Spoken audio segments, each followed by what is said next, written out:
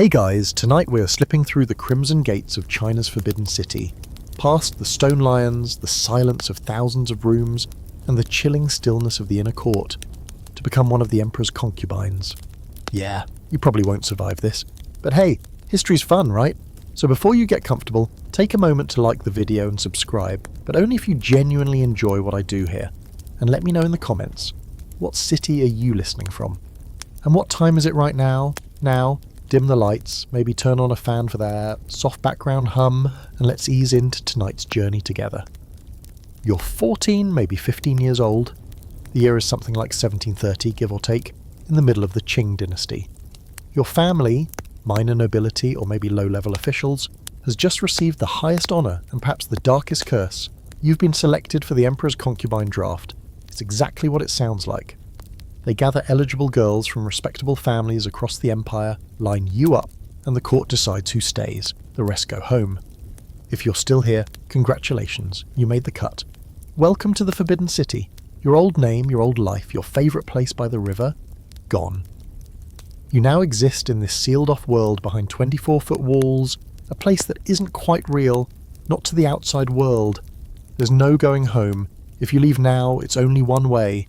Silently, in the dead of night, in a cart no one asks about. The palanquin that carries you in stops beneath an arch so tall it makes you feel 2 inches high. Courtyard after courtyard unfolds in stiff, measured silence. You're dressed in heavy brocade that smells like the lacquered cedar chests it came from. The older women around you, the palace matrons, dressed like shadows in silk, move like they've been doing this since time began. They don't smile. No one smiles. The air here smells like incense and damp stone. The sound of your own embroidered slippers shuffles across ancient bricks as you and a dozen other girls are led to the evaluation hall.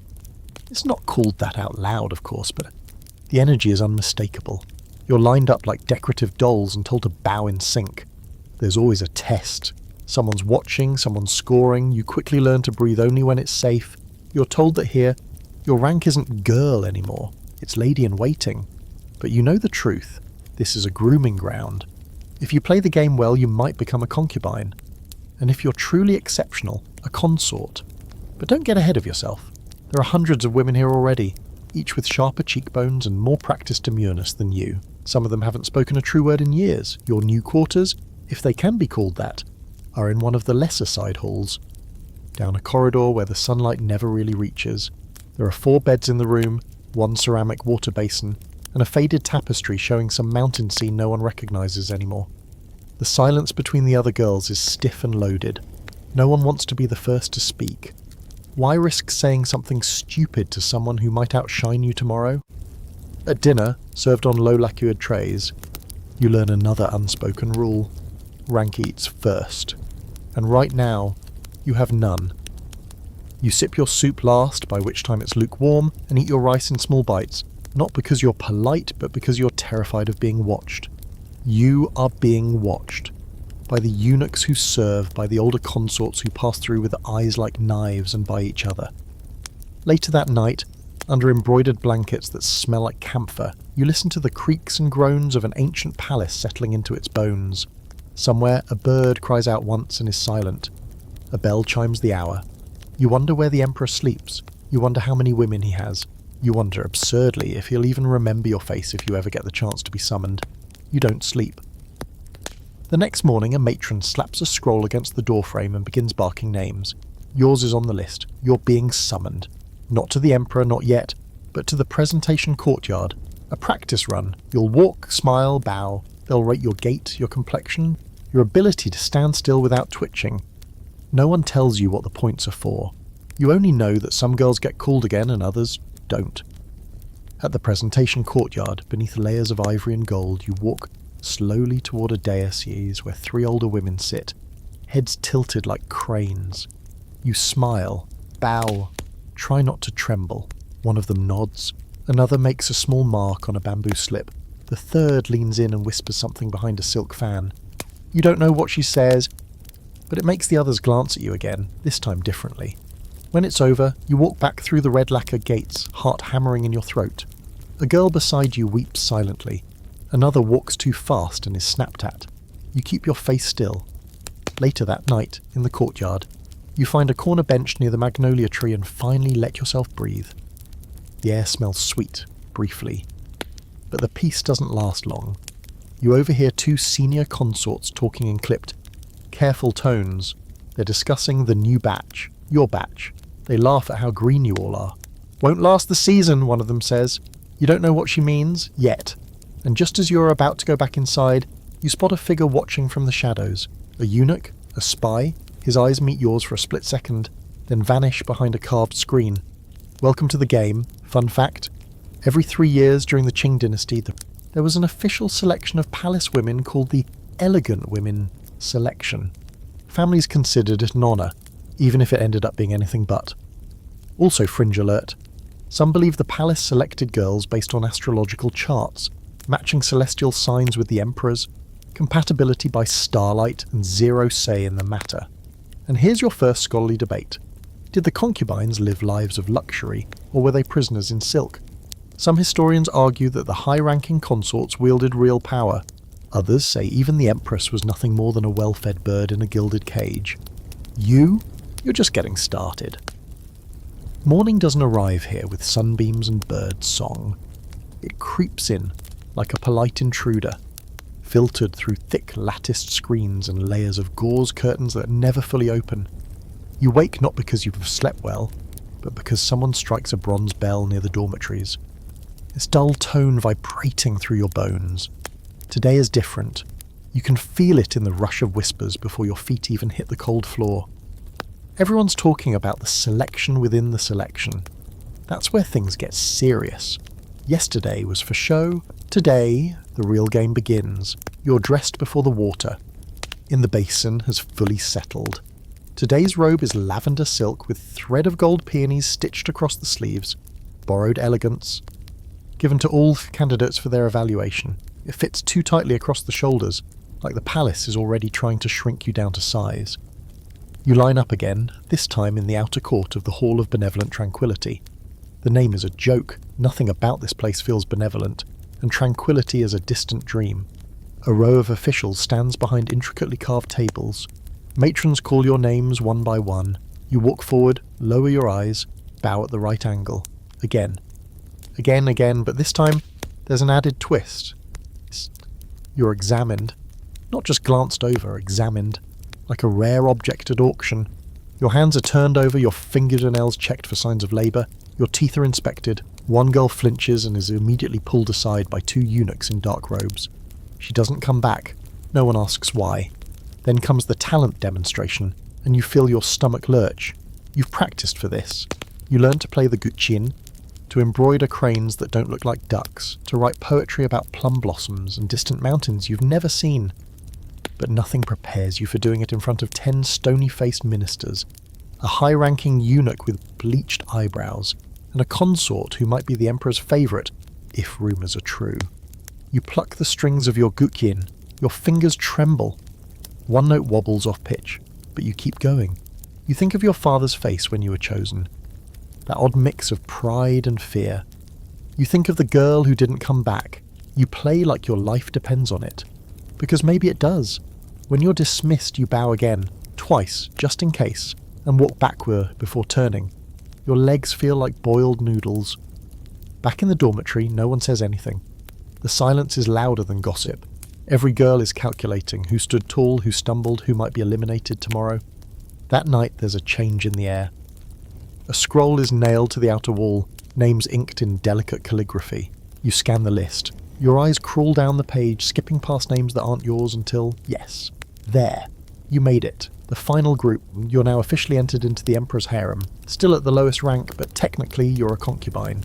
You don't know whether to cry or celebrate. At dinner the portions are slightly larger, a token of your promotion.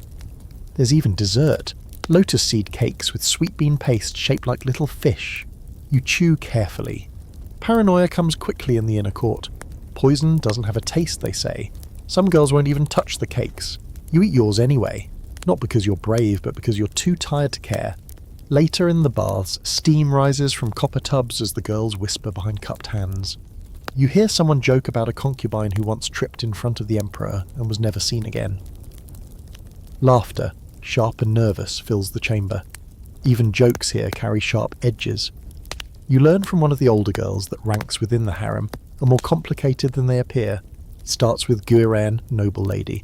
That's where you are now. Above that is Pin, then Fei, then Guifei. And at the top, beside the empress herself, is the imperial noble consort. A handful of women rule over hundreds, and they didn't get there by playing nice. The hierarchy is etched into every corner of this place. Robes, for instance. The number of embroidered phoenixes on your collar. That's your status. Hairpins? They aren't just decoration. A jade phoenix means seniority. Gold filigree with rubies means favour. You don't have either yet. Your hair's held up with a simple silver pin. You catch yourself fingering it sometimes, wondering when, or if, it'll ever change. Sleep is even harder now. Every night you stare up at the wooden beams above your bed and listen to the rustling of silk, the muffled cries of someone having a nightmare, the strange creaks in the floorboards. You start noticing patterns in the noise. A knock here, a shuffle there, maybe just the wind, or maybe not. Here's where things get weird. One of the girls swears she saw a woman in a red veil gliding past the courtyard after curfew. No footsteps, just a shimmer and silence. You roll your eyes. Ghost stories are as old as the palace. But you still sleep with your curtains slightly open after that. You get your first taste of palace etiquette, training the next morning. It's relentless. You're taught how to walk precisely 7 steps behind someone of higher rank, how to smile without showing teeth, how to weep beautifully just in case tragedy strikes in public. You're drilled in the 3 obediences and the 4 virtues, most of which boil down to obey the emperor, don't speak unless spoken to, and always look stunning. But under all the lessons is a deeper lesson no one speaks aloud. Everything you do is being watched. Everything is a test. A smile can be a weapon, a mistake can be fatal. The other girls are not your friends. Not really. Fun fact, imperial etiquette masters were actual palace officials. They trained concubines with military precision, often repurposed from former courtly tutors or even retired spies, because what better way to keep women in line than with men trained to read intentions? Fringe detail? Some believed certain girls were chosen not just for beauty, but because their qi, their inner energy, was compatible with the emperor's zodiac. If he was fire, they wanted water, harmony through metaphysical matchmaking. As for scholarly debate, did these selection processes truly aim for loyalty and purity, or were they more about politics and control? Some historians argue the whole thing was a smokescreen to keep the nobility in check, by keeping their daughters as hostages in silken cages. You don't know the answers yet, but you know this. You're in, and that means you can't afford to look back. It starts with a robe. Not just any robe, your robe. Light green silk, stitched with the plum blossoms of early spring, wrapped in tissue and laid at the foot of your sleeping platform by a silent eunuch before dawn. You stare at it for a long moment, then realise this is your first official court garment, your first real marker of rank. You've gone from nameless girl to Giran, noble lady, and with that comes a new set of invisible chains. The difference hits you immediately when you step outside your quarters. Eunuchs now bow slightly lower. The matrons speak to you with the extra syllables of politeness, and most notably the other girls fall silent when you pass. Just a little. Just enough to let you know that you're no longer one of them. This morning you are summoned not to a lesson or inspection, but to the Hall of Splendid Refinement, a name so delicate it could be mistaken for a cosmetic shop, but make no mistake, it's a war room. Here the consorts meet, talk and manoeuvre. You're not invited to speak today, of course. You're here to observe, to learn and to begin your integration into the ironclad hierarchy that governs everything inside the inner court. You're seated at the back near a window that smells faintly of cherry bark and dust. In the centre of the room, the high-ranking consorts move with practiced ease. Their robes shimmer like fish scales in the morning light. They don't look at each other directly, but you can feel the current of competition running beneath every gentle smile, every polite nod. One word out of place and an entire week's favour could vanish. Or worse, the Empress enters last. Everyone rises, and when she passes, you bow low, forehead almost to the ground. She doesn't look at you, doesn't even glance your way, but the rustle of her robes is enough to make your heart lurch. Her presence is exacting. She doesn't need to speak to remind you she's the axis around which the entire harem spins. Afterward, you're assigned your first set of tasks. No, Zor, not embroidery or calligraphy. You are now responsible for small ceremonial duties, lighting incense during the seasonal rituals, preparing ritual fruit trays, attending the tea ceremonies hosted by the higher consorts. Sounds delicate, right? But each task is another test. You're not just lighting incense, you're learning whose favourite scent is sandalwood and who prefers jasmine. You're noting who sits nearest the empress and who doesn't get a seat at all. And you're being watched, always watched, for signs of arrogance, hesitation, or ambition that's too obvious. One afternoon, while preparing a tray of candied lotus seeds in the Hall of Lasting Spring, you overhear two senior consorts whispering near the screen. You freeze, instinctively silent. One of them says, "She was seen walking alone near the moon gate after dark, no lantern, God home." The other sighs. "Then she's made her choice, hasn't she?" They say nothing more, but the implication is clear: someone has broken the rules. And consequences here are subtle, but brutal. You're beginning to understand the real rules. This place runs on ritual, sure, but more than that, it runs on information. Who knows what, who says what to whom, who listens when they're not supposed to. Every concubine here is both actress and audience, playing a part while trying to figure out what the next scene holds. The hierarchy is dizzying. Above you are the consorts, fae, each with her own palace wing, her own staff of eunuchs and maids. Above them, the imperial noble consort, second only to the empress, and at the very top, she, the empress herself. Her power is supreme in the inner court, and her wrath? Well, no one says much about it directly, but you've seen the way the other women bow deeper when she's near. Not out of respect, out of fear. And yet even she is not truly free. You saw it earlier, in the way her hands gripped the edge of her sleeve. Just for a second, when a certain consort smiled too warmly at the emperor during a recent ceremony. The empress is not just managing a palace, she's defending her throne from 100 silk-clad challengers.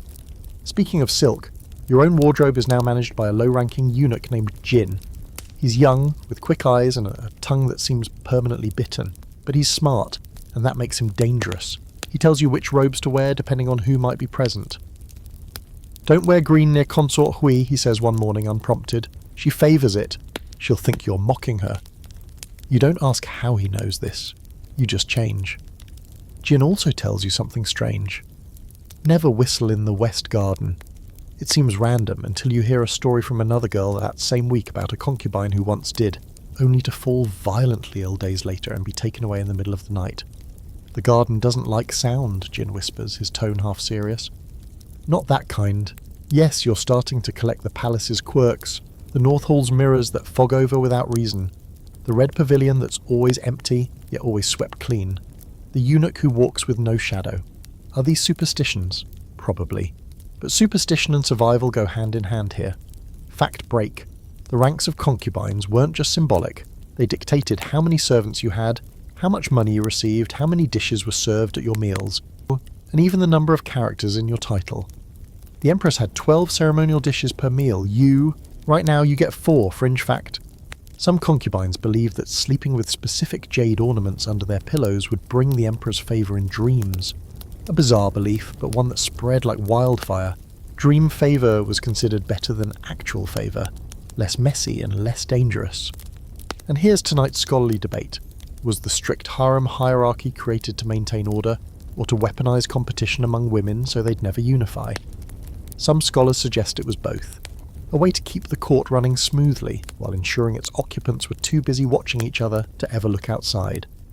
You try not to think about it too hard as you sit by the window that evening, watching the moon rise over the scalloped rooftops. Somewhere a zither plays.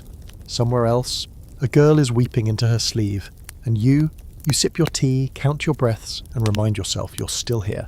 That's something. You're summoned to the Empress's presence, and just like that, the entire palace seems to hold its breath. Even the eunuch who brings the message looks uncomfortable. He bows twice, doesn't meet your eyes, and backs out of your chamber without another word. It's not a punishment, at least not officially. But everyone knows that an audience with the Empress is never just a visit. You dress with trembling hands.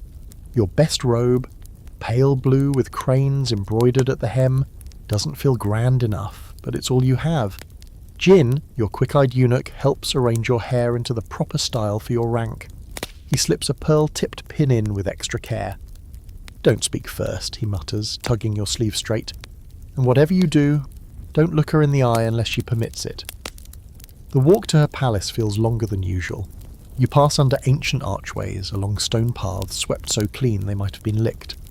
The Hall of Supreme Harmony looms in the distance, but you turn instead toward a quieter wing, the Phoenix Hall, home of the Empress. It's named for the imperial bird. Yes, but everyone knows the metaphor. Beautiful, dignified, and entirely capable of setting things on fire. Inside it's cool and dim. The scent of sandalwood hangs thick in the air. Red lacquered screens shimmer with gold dragons and cloud motifs. Eunuchs glide snugly through the corridors like ghosts on errands. You're led through 3 sets of doors, then made to kneel. The Empress sits on a dais, wrapped in heavy robes of black and gold, her hair stacked high in an intricate nest of pins and jade. Her eyes are lined in kohl, her face unreadable. You know she's not old, not really, perhaps only 10 years older than you, but her expression is so controlled it makes her seem ancient, like someone who's seen everything and gotten bored of it. She gestures faintly. You bow, lower, stay there until your knees ache. Finally she speaks. Her voice is soft but flat, like silk sliding over steel. "You've made an impression," she says. You blink, unsure how to respond. She doesn't seem to expect an answer. "You're quiet, observant. That's good." A long pause. Then she adds, "But too much silence can be dangerous. It invites questions." You risk a nod. "Do you know why I called you here?" she asks. You say the only safe thing. "No, Your Majesty." A flicker of amusement passes across her face. Barely. "I wanted to see your face. They say the Emperor might favour you." She lets that hang in the air like smoke. You don't react, not visibly. She leans forward slightly. "Do you think you could love him?" And there it is, the question with teeth. You feel it snap at your throat. You pause, just long enough to make it seem like you're thinking, and then you say, "I could try, Your Majesty, if that is my duty." The Empress watches you like she's weighing something invisible in the air between you. Then she nods. Good answer. Another long silence. Then, "Stay out of Consort Yi's way. She doesn't share well." You're dismissed after that. Just like that. As you leave, your legs feel like soaked rice paper.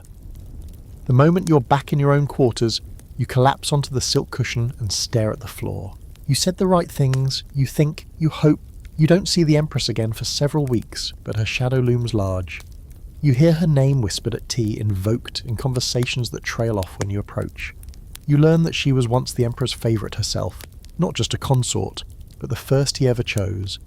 That bond bought her more than just the title. It bought her power, but nothing lasts forever here. A senior eunuch named Liu tells you, after one too many sips of rice wine, that the Empress has no sons, never had one. The Emperor's attention has drifted elsewhere. She still wears the crown, but her position is increasingly ceremonial. It's the consorts with sons who are truly dangerous. Still, you can't help but think about her question. Can you love him? The answer still feels like a knot in your throat. You've seen the Emperor only twice, both times from a distance, surrounded by guards, golden robed, barely human. What is there to love? He's a symbol, a system, a legend wrapped in flesh. And yet, if he looks at you, truly looks at you, everything could change, or so they say. Here's the truth. Love has no place here, not real love anyway. Affection is a commodity, passion is a trap. You learn quickly to admire from a distance, to smile on cue, to let your gaze linger just long enough to be noticed, but not long enough to invite rumours. Still, not everyone plays the game so cautiously. You begin to hear murmurs of another consort, Yi, the one the Empress warned you about. Younger than the rest, beautiful beyond reason, and already dangerously favoured. They say she makes the Emperor laugh. They say she sleeps in his quarters 3 nights a week. They say she's pregnant, or might be, or just lies about it to keep her enemies nervous. She's the Empress's opposite, flirty, bold, unpredictable, and you suspect far more cunning than she pretends to be. You see her one day in the courtyard surrounded by her entourage. She walks like she owns the stones beneath her feet. Her robe is blood red, technically inappropriate for someone not yet Empress, but no one dares comment. Her smile slices like glass. She doesn't notice you, or pretends not to. You decide then and there, She is not someone you want to cross. Historical fact time: the Empress of the Qing court was technically the highest-ranking woman in the empire, but her power was often unstable, especially if she failed to produce an heir. Political alliances and sons meant far more than a title. Fringe detail: some palace women believed the Empress's chambers were haunted by past empresses who died unhappy or betrayed. That cold draft near the dais? Probably just a crack in the wall, or something else. As for debate, did the Empress truly hold power, or was she merely symbolic while the real influence drifted to favoured consorts and their families? Scholars argue endlessly. Some call her a puppet. Others say she was the hidden mastermind behind every major decision in the inner court. You don't know yet, but one thing's certain. Whatever the Empress is planning, if anything, it probably involves you now. You don't hear it. It just appears. A whisper before dawn. A quiet cough outside your door. Then a eunuch's voice like polished stone. "Prepare. His Majesty may summon tonight." The words drop like silk but land like iron. Everything changes after that. You've entered a new level of the game. It's called being summoned, and it's exactly what it sounds like. The Emperor selects a concubine for the night, maybe to talk, maybe to share a meal, maybe for something else. No one ever says it directly. There's too much ceremony wrapped around the idea, like silk wrapped around a knife. Your hair is done in an elaborate twist. Your robe is crimson, because crimson is lucky. Your cheeks are dusted with rice powder, your lips tinted with crushed flower pigment. You look at yourself in the polished bronze mirror and barely recognise the girl staring back. She looks ready, at least on the surface. The eunuch who comes to escort you carries a red silk lantern with the Emperor's seal embroidered on the side. That lantern is everything. If it doesn't appear, your night is ordinary. If it does, you're chosen, but don't ever appear too eager. Even excitement must be rehearsed. They say the Emperor decides at dinner. The eunuchs present a tray with name tokens carved in jade. Each concubine has one. He picks the token. That's it. That's the moment your future might change. And tonight, he picked yours. The corridors to his private residence stretch longer than usual. Your slippers make no sound, your breath even less. Every guard, every eunuch you pass bows low, not to you, but to the possibility you now represent. You're led to the Hall of Mental Cultivation. Of course that's what it's called. The irony bites at your nerves. Nothing about this feels mental. Your thoughts are tangled. Your pulse is a small war drum. Inside it's warm. Gold lanterns flicker. The Emperor is seated at a low table pouring tea into 2 porcelain cups. You freeze, then remember to bow. 3 times, first low, then lower. Then forehead to the mat. The floor smells faintly of camphor and ink. He gestures without speaking. You rise. You're not supposed to look at his face directly, but curiosity is a stubborn thing. You sneak a glance. He's younger than you expected. Not exactly handsome. His face is too sharp, his mouth too thin. But there's power in the way he sits. Confidence poured into posture. And his eyes, cold, not cruel, just distant. Like they're always looking at something behind you. He doesn't speak much. You answer his questions softly. Where you're from, what music you like, whether you can play an instrument. He chuckles when you admit your embroidery is better than your Guchin. That small laugh feels like lightning. You don't know if that's a good thing. Dinner is quiet. You eat from matching dishes, but you only taste about half of what goes in your mouth. Mostly you watch his fingers, his expressions, the way the room shifts when he moves. He doesn't touch you, not yet. But when the final course is cleared, he dismisses the servants with a flick of his sleeve. You're alone and the air between you thickens. He stands, walks to the window. Then finally, he turns to face you fully. Are you frightened? You're not sure how to answer, so you tell the truth. Yes, he nods, not offended. Good. That means you understand the stakes. You sleep in his chamber that night. And no, not everything is romantic or magical or tragic. It's just strange. You feel like a piece of porcelain being evaluated for cracks. Like if you exhale wrong, you'll break. In the morning, you're escorted back to your quarters by the same eunuch with the red lantern. Only now everyone knows what that lantern means. And the shift is immediate. Girls glance at you differently. Some offer polite bows, others just look through you with their eyes made of glass. You've been touched by the sun, and now everyone either wants your warmth or wants to watch you burn. The real power play comes at breakfast. A senior consort sends you a basket of fruit. That's not kindness. That's a message. A warning disguised as courtesy. Inside, nestled between two peaches, is a paper fan with a single line of calligraphy. Favour is fleeting, so are wings. You keep your face calm, you accept the gift, but your hands tremble when you close the lid, and the rumours begin.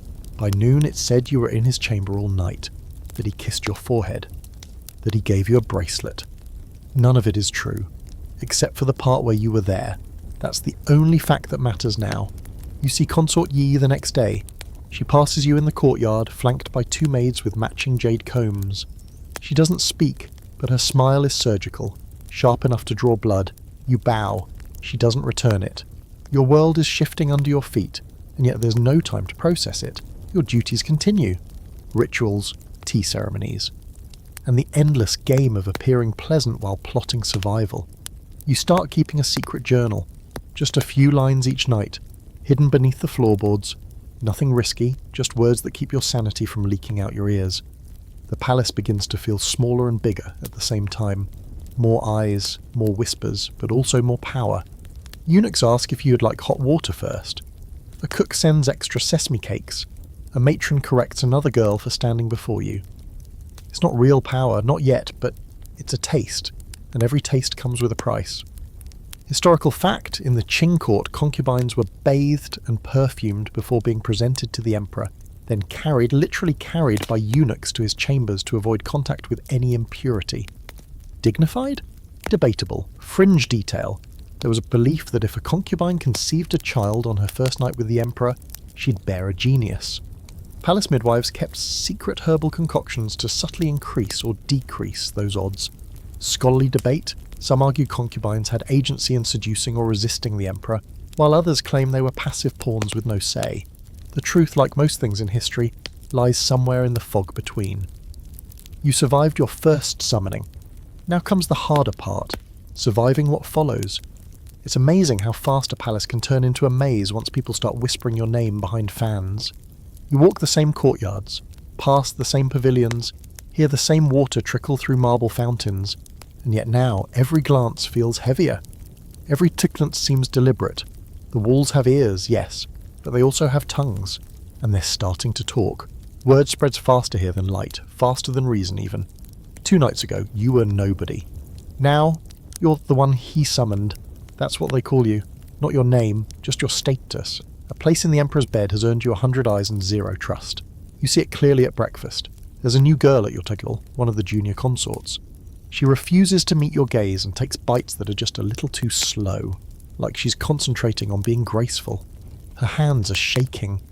When she leaves, you hear her whisper something to the girl beside her.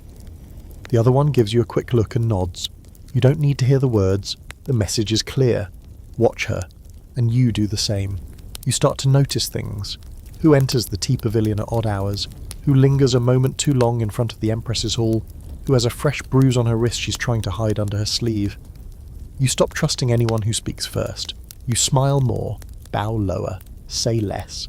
You become fluent in silence, but even as you're adapting, you're also being watched. The eunuchs, once blank-faced and dutiful, now track your movements. Not openly, but you catch them. A glance held a little too long. A report passed between hands as you walk by. You suspect you've been assigned a watcher, though you'll never know who it is. That's the palace way.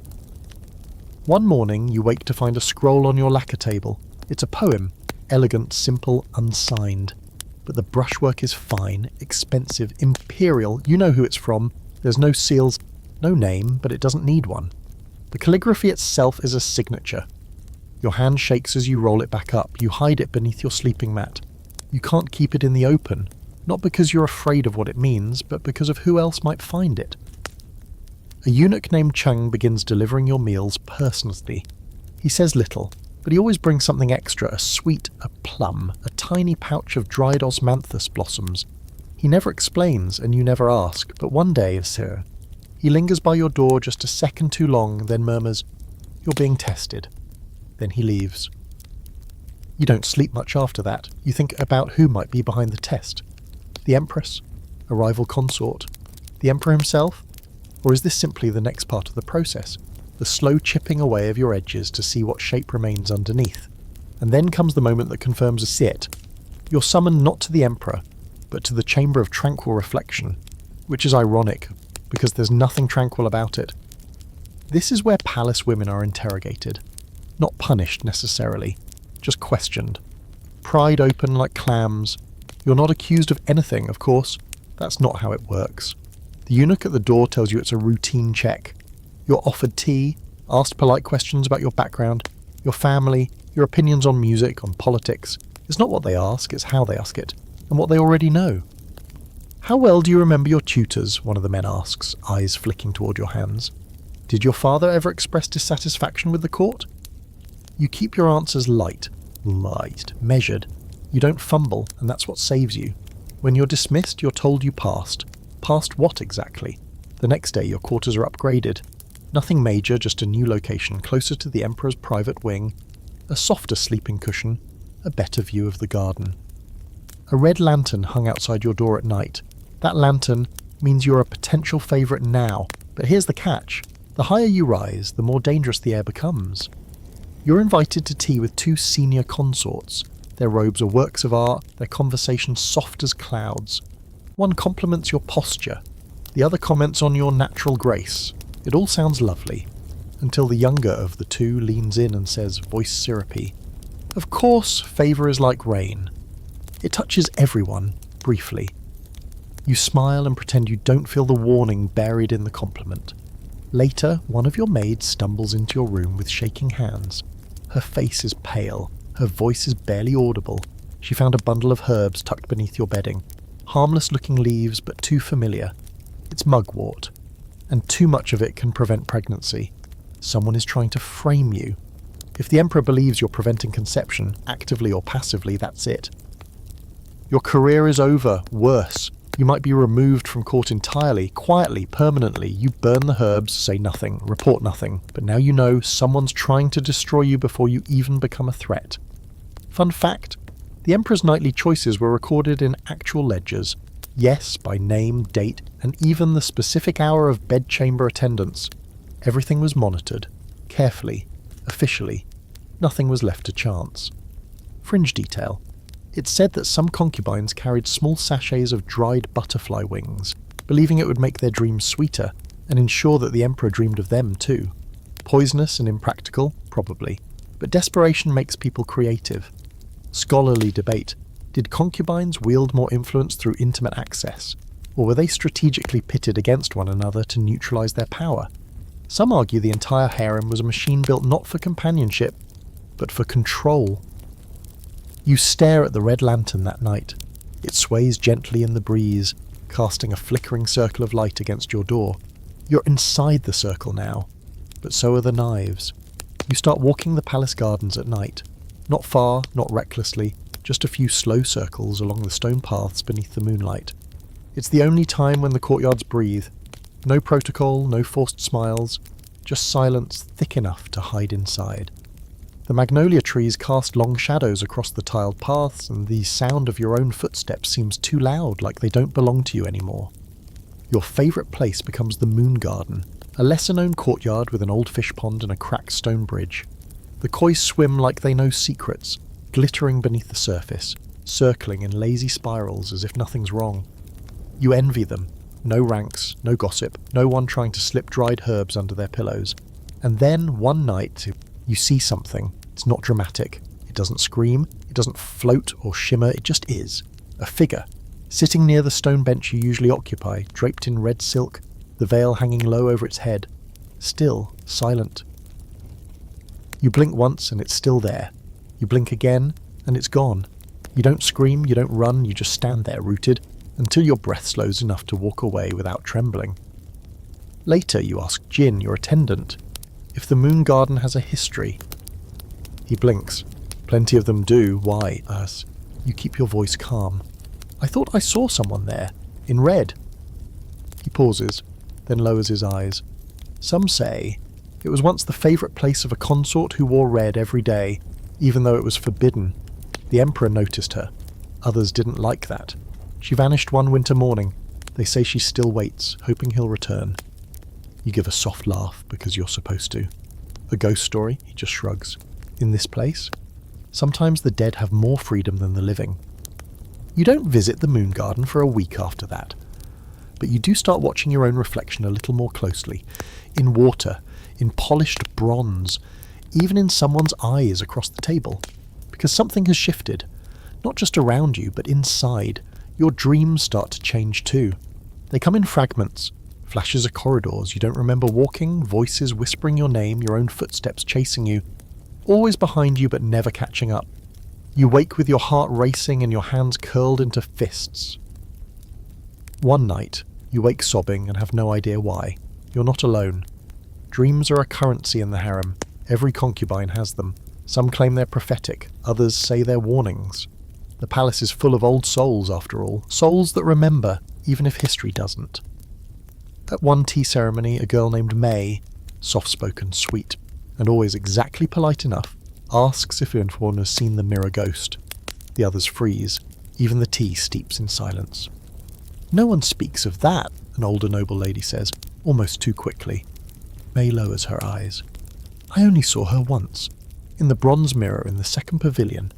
I looked up and my own reflection wasn't alone. She was behind me, pale, watching. No one laughs, no one mocks. They just sit in silence, sipping their tea like they've all seen her too. The mirrors in the palace, you begin to notice, are always covered at night. Meanwhile, your status continues to rise. Quietly, without ceremony, but undeniably.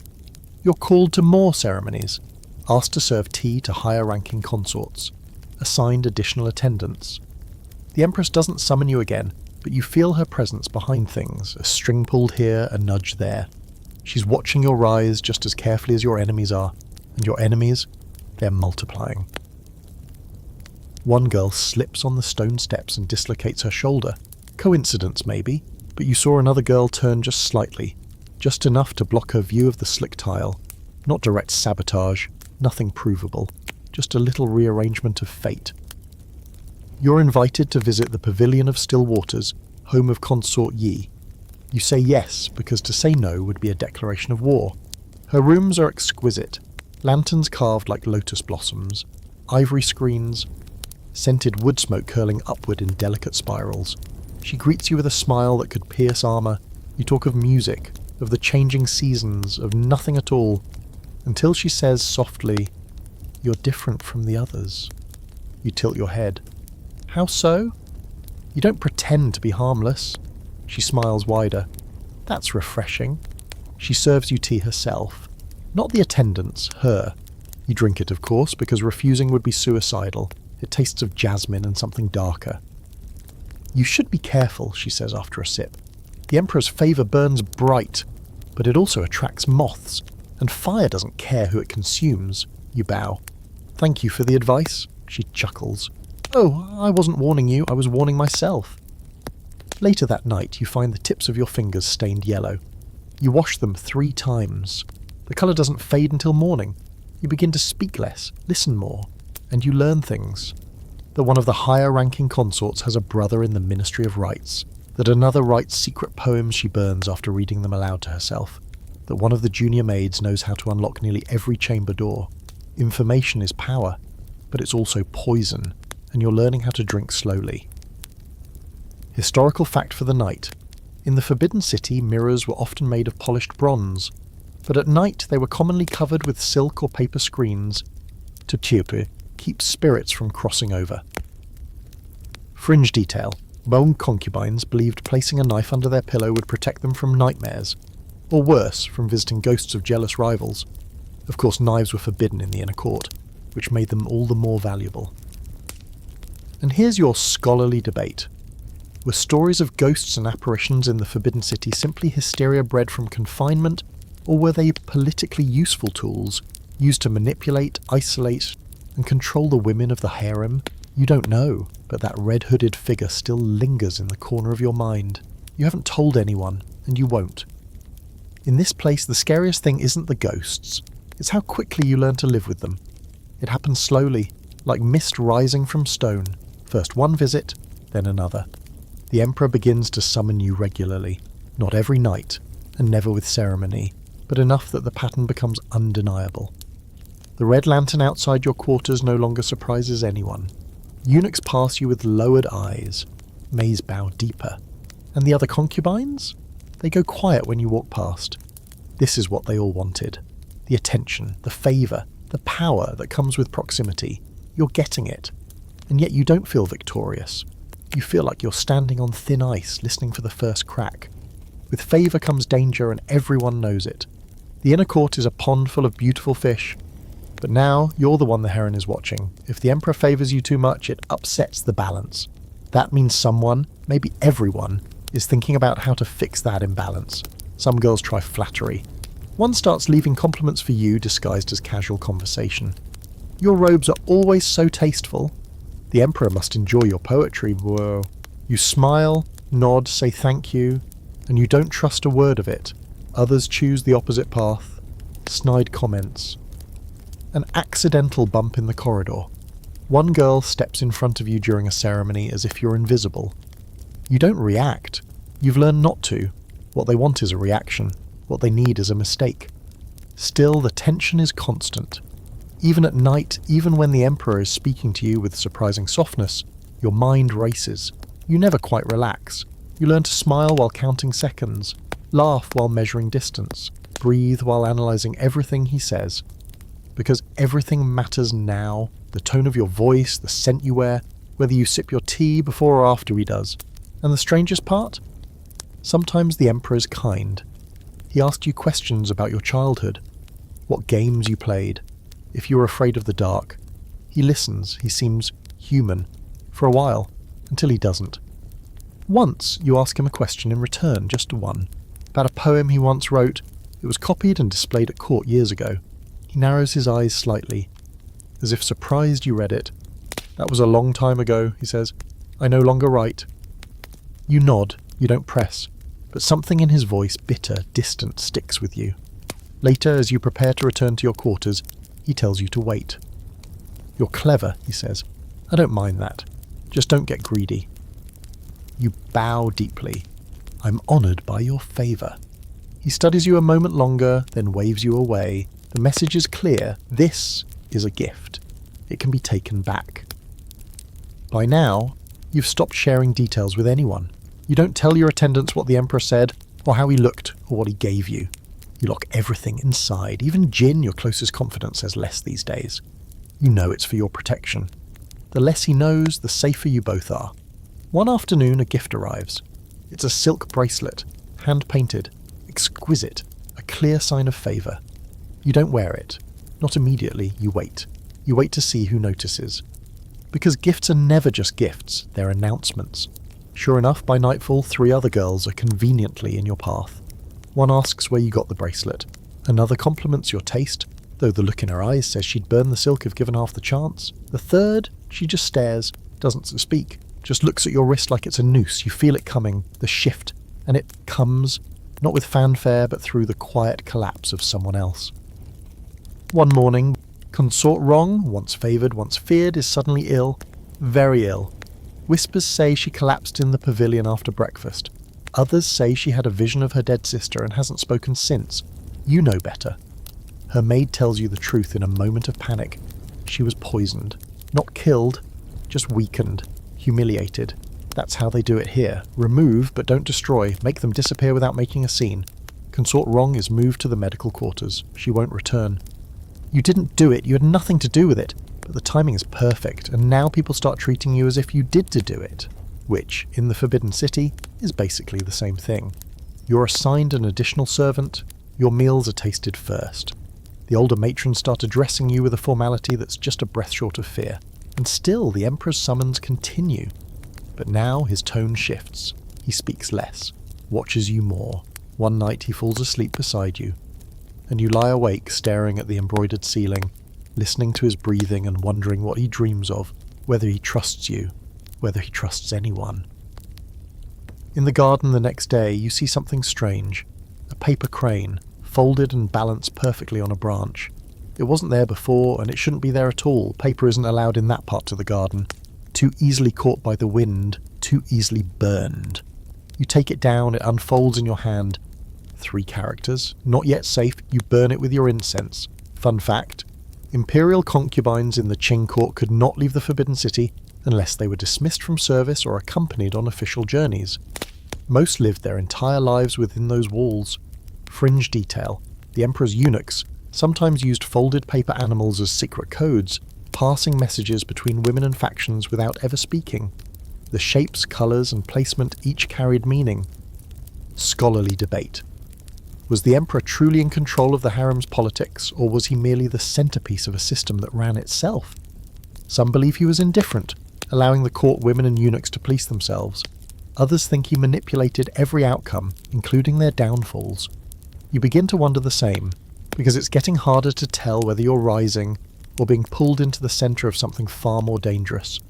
It's almost too quiet in the Hall of Fragrant Clarity. That's the first clue.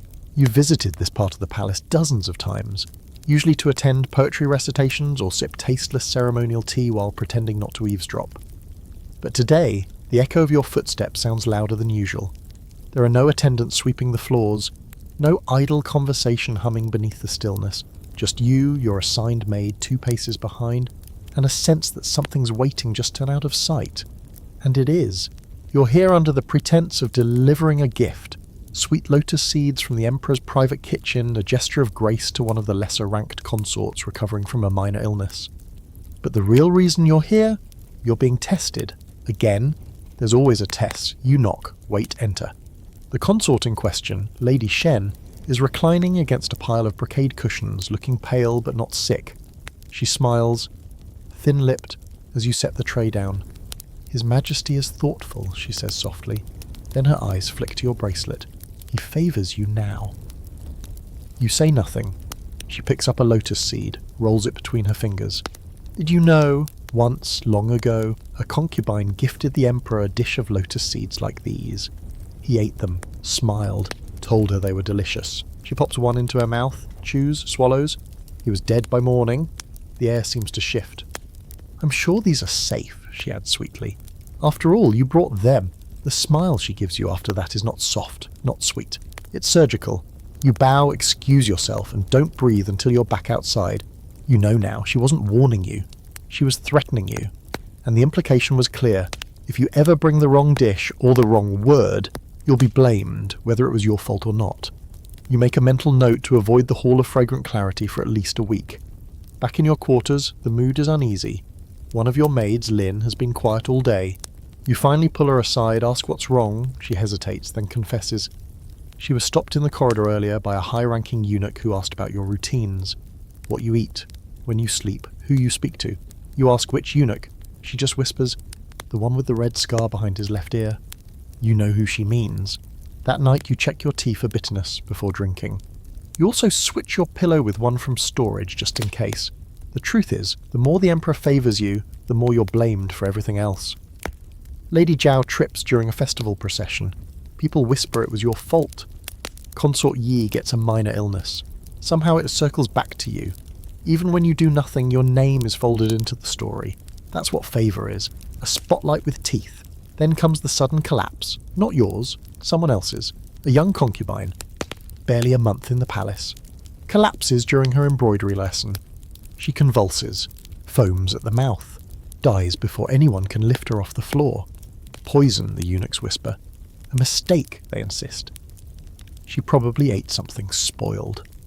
But later that evening you hear that the tea she drank from had your name carved into the bottom of the cup. You're summoned again, this time not to the emperor, to the empress. When you arrive, she is seated beside a shallow basin filled with water, placing flower petals in it with delicate precision. She doesn't look up when you enter. The young girl, she says, was not important. You stay silent, distant. You know that's not a question. But accidents are rarely accidental in this place.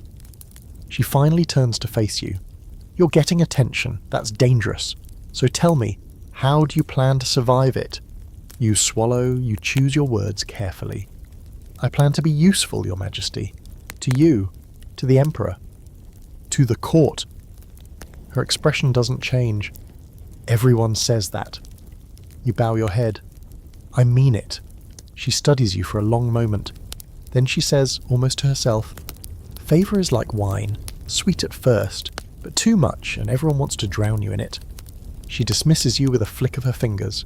You don't sleep well that night.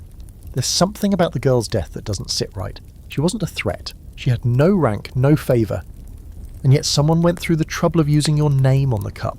Why? What message was being sent? And who was it really for? Then Jin brings you a small folded note, slipped under your incense tray. It says, "Look beneath the koi pond bridge." You wait until midnight. You slip from your quarters with a shawl over your head and no lantern. The koi pond is quiet, their movements slow and fluid beneath the moonlight. Under the bridge, tucked between the stones, is a tiny scroll. You unroll it by feel. In the dark, the characters seem to shimmer. The next offering will not be symbolic. You burn it there by the water. The koi scatter. Fun fact, poison in the palace was an art form. Not just to kill, but to humiliate, to threaten, to send a message.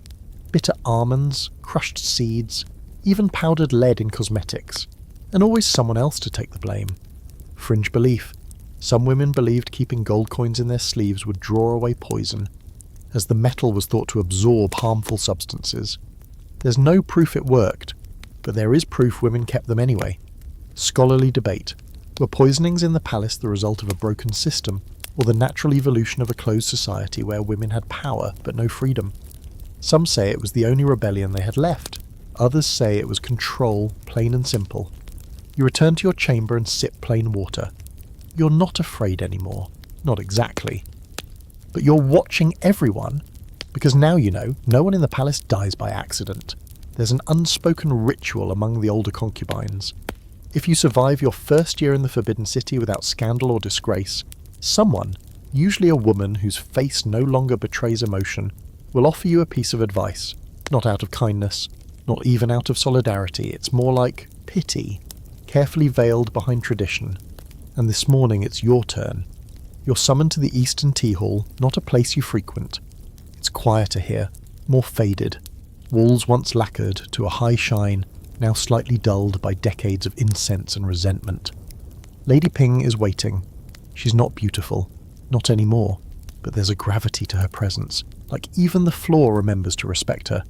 She's sat at the edge of favour, at the edge of survival, longer than most women remain alive. You sit when she gestures, and she pours you tea with a steadiness that makes your own hands feel infantile. There are no attendants, no veils of pretense. Everyone who lasts here learns the same thing, she says, without looking up. There are no rules, just performances. You sip your tea. It's bitter and cooling at the same time, not unlike the conversation. Your favour won't last, she continues. Neither will theirs.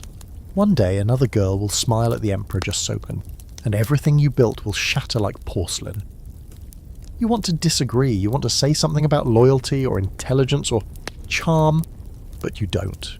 Because she's not wrong, she glances at you finally. So if you learn to become what he needs before he knows what that is, you might survive, even thrive. You leave with a taste of chrysanthemum and warning in your mouth. The lesson settles into your bones, and you start to shift. You begin reading court records, not just the flowery versions, but the real ledgers tucked away in the quiet parts of the Imperial Library. You're not supposed to have access, but you find a way. Jin knows a scroll-keeper who owes him something. You spend hours reading by oil lamp, who was favoured, when, why, and how they fell. You learn the patterns, the rise of consort Han under the previous emperor, the abrupt death of a concubine after an argument with a favoured eunuch, the empress's own ascension, rumoured to involve a miscarriage that was never hers. History isn't written in ink here. It's whispered into silk and brushed behind curtains.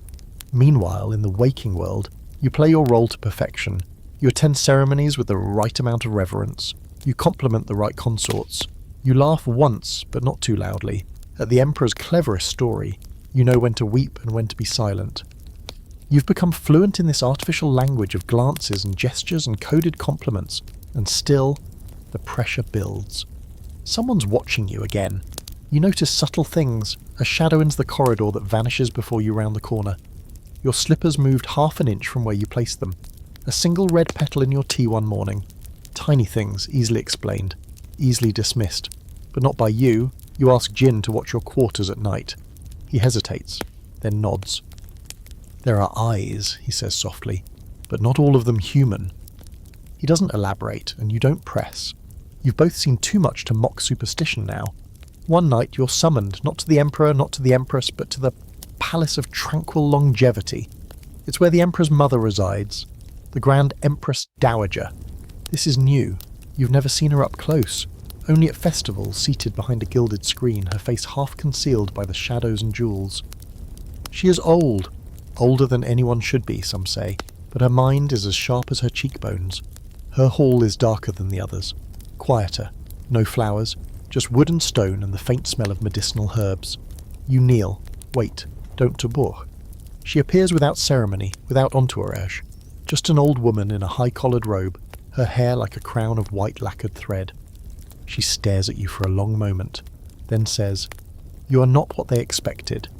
You bow lower. "Your Majesty is kind." She chuckles, dry as leaves. "I'm not kind, I'm correct. You wear favour like armour. That makes you dangerous, especially to women who think it belongs to them." You remain silent. She pours herself tea with trembling hands, but her eyes never waver. "Do not mistake silence for safety," she says. "The palace is like a mirror. Look too long and it shows you things you shouldn't see, but avoid your reflection and you forget who you are." You don't understand her entirely, but you nod anyway. Sometimes understanding isn't the point. She leans in slightly. The Empress watches you, but she doesn't fear you. Not yet. That's the safest place to be. Stay there. And then she dismisses you with a single twitch of her wrist. Afterward, the sky looks different. The walls feel taller. Every breath you take feels borrowed. Back in your quarters, you find another gift. It's a carved jade hairpin, coiled like a dragon swallowing its own tail. No note, no signature. It doesn't need one. You tuck it into your hair the next morning and feel the weight of it all day. Historical fact, the Grand Empress Dowager, mother to the emperor, often wielded more power than the empress herself. Her word could end careers, or lives. She represented tradition, dynasty, and frequently silent rage.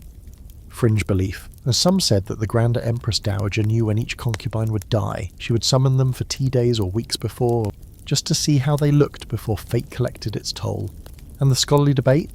Were women in the imperial harem ever truly autonomous? Or were they functioning within a system designed to give the illusion of influence, while using them as political pawns? Academics argue over the nuance, but you're living it. The illusion feels real enough to cut you. That night, as you lay down, you run your fingers over the jade pin again. It's beautiful, it's sharp. And it could easily double as a weapon. You find yourself sitting straighter in class now, not from pride, but necessity. Posture is being watched. Your teachers, once aloof and distracted, now watch you the way palace cats watch birds through a window. There's no ignoring it anymore. You're understudy. Again, you've been summoned by the emperor, acknowledged by the empress, and now even the Grand Empress Dowager has looked you in the eye. That makes you someone worth noticing or erasing. The Palace School for Women isn't like any school you've known. It's part finishing academy, part surveillance hub, part gilded jail cell. The room itself is beautiful naturally. Pillars lacquered in red, ivory scrolls inked, with the 4 virtues hanging in perfect alignment, incense forever burning. But you could choke on the tension. There are 8 of you in class today, all in identical robes of subdued pastels. Rank is invisible in the uniform, but everyone knows who matters. Your seat was once in the second row. Now, without anyone saying a word, you're in the front, closest to the instructor, closest to the scrutiny. Lady Yan, today's teacher, is an old palace veteran, with silver-threaded hair and a voice like dry leaves. She teaches the 6 arts: ritual, music, calligraphy, mathematics, chariot driving, which no one here has ever done, and archery, which we are definitely not allowed to do. You're pretty sure this class exists mostly to see who missteps. Lady Yan begins with music. "Today we will observe emotion through tone," she says, gesturing toward the guqin resting atop the dais. "Each of you will play a phrase to reflect a season. No words, just feeling." You're called second. You sit at the instrument, fingers stiff as wood. You take a breath, then another. You play a phrase, 4 notes, drifting. Something between early spring and late autumn. You don't even know how you chose it. But when you finish, the silence feels reverent. Lady Yan gives you a single nod. "Melancholy," she says. but controlled, like the empress herself. You try not to show your reaction. Being compared to the empress, in public, that's a blade in a velvet box. After music comes poetry. The prompt: write a verse on fleeting beauty. You keep your brush slow, measured. Your characters come out like water, smooth, deliberate, calm on the surface. The plum tree blossoms even when no one watches. That is its strength. Lady Yan reads it aloud. Her mouth curls just slightly. You've been studying. It's not a compliment. It's a reminder. We see you. After class, one of the younger girls follows you down the corridor, silent until you stop. Do you always mean to stand out? She asks. You tilt your head. Do you always mean to ask questions with daggers in them? She smiles. You'll do well here. You don't like her. She's too good at pretending to be harmless. Back in your quarters, you find another surprise, an invitation scroll, hand-delivered by a palace eunuch. It's for an evening recital hosted by none other than Consort Yi. The words are polite. The intent is not. It's not an invitation. It's a stage. You arrive at the Pavilion of Lasting Delight wearing midnight blue silk embroidered with silver cranes, a gift from the Emperor. Not too bold, just enough to say, yes, he notices me. The recital is a blur of music and poetry. Consort Yi is radiant, as always. Her hair towers like a sculpture. Her voice drips with honey and venom. When she speaks to you, it's with that sweet tone she uses right before verbally gutting someone. I've heard, she says, you've become quite the scholar. You bow. I'm still learning. She leans in slightly. We all are. Some just learn the harder way. Later, she performs a poem, something about frost wilting roses. You can't help but note she delivers it with her eyes on you the entire time. When it's your turn to perform, you recite your recent verse, the one about the plum tree. The crowd murmurs approval. Even Consort Yi smiles. After the recital, as you're leaving, a folded silk handkerchief falls at your feet. Someone slips it into your hand. It's not yours. It's embroidered with Consort Yi's seal. You hand it to a servant without flinching. Later you learn that someone tried to claim you stole it. Sloppy. Too obvious. Someone's losing their touch. Days later, you're assigned an etiquette tutor. Madame Dong. She's small, severe, and terrifying. She teaches you everything you didn't realize you didn't know. How to pause before turning your head. How to shift your eyes instead of your whole face. How to hold your sleeves when walking past someone more important than you. And how to make them believe you still have the upper hand. Madame Song tells you, the court doesn't punish mistakes. It punishes carelessness. You begin to catalogue everything. Who visits whom? Who leaves their room at odd hours? Who speaks too quickly, too sweetly? You're becoming what they never warned you about, a living ledger. And yet somehow, in all of this control and performance and quiet paranoia, you miss home. You think about your mother's laugh, the smell of dumplings in the alley, the way your little brother used to tug on your braid. You write a poem about it one night, nothing fancy, just a few lines. The wind in the trees and sounds like my mother's footsteps, coming back for me. You burn it after reading it once. You can't afford that kind of softness anymore. Historical fact, the palace school for women did exist in various forms, especially during the Qing Dynasty. It was more about maintaining imperial decorum than academic education, but its curriculum included Confucian values, classical poetry, music, and court rituals. Fringe belief. It was rumoured that Lady Yan, one of the most respected etiquette instructors of her time, once trained an assassin disguised as a concubine. She taught her not just how to pour tea, but how to slip poison into it unnoticed. And tonight's scholarly debate: was the imperial education of concubines a method of empowerment, preparing women to wield influence gracefully, or was it a cage disguised as opportunity, ensuring they could never break protocol, only perfectly it? You don't know the answer, but you've memorized every rule, every bow, every breath you're allowed to take. Because in this place, survival is just a well-practiced performance, and you're learning to give the performance of a lifetime. The palace celebrates the Emperor's birthday with the kind of fanfare that borders on madness. Red silk drapes every pillar, lotus lanterns line the walkways, and the air smells thick with roasted chestnut and gold leaf. Every concubine, consort and court lady scrambles to present a gift that is elegant enough to impress but subtle enough not to offend. You've been part of the court long enough now to know this isn't just a celebration, it's a battleground in silk gloves. Your own gift is a scroll you've written yourself, a poem embroidered onto white silk with the smallest stitches your eyes could manage. Not too boastful, not too sentimental, a quiet praise of the Emperor's wisdom, likening him to the guiding stars of the northern sky. It's the kind of gift that flatters without grovelling. You had help from Jin, of course. He warned you not to go overboard. Too much honey, he said, and people assume you're trying to cover poison. You arrive at the ceremony dressed in pale gold, a colour usually reserved for women higher in rank, but you were given permission this time. That in itself has made some eyes burn holes in your back. The courtyard is filled with dancers, musicians, tables stacked with red lacquered boxes, and rows of kneeling women holding their offerings. The Emperor sits at the centre, under a canopy of carved dragons, watching with the detached grace of someone who has never once had to worry about impressing anyone. You kneel with your gift like everyone else, eyes lowered, posture perfect. The line crawls forward. When it's your turn, you bow 3 times and present your scroll on a lacquered tray. The Emperor's eyes flick over the silk. He doesn't smile, but his gaze lingers 1 beat longer than it should. That's enough. You bow again and back away, resisting the urge to glance at anyone else. The next moment is a blur, an explosion of flute music, the release of red birds from a gilt cage, and a soft gasp from the crowd as Consort Yi approaches the dais. Her gift is dramatic, of course, a jade phoenix carved from a single stone, set into a golden cage that swings slightly with every step.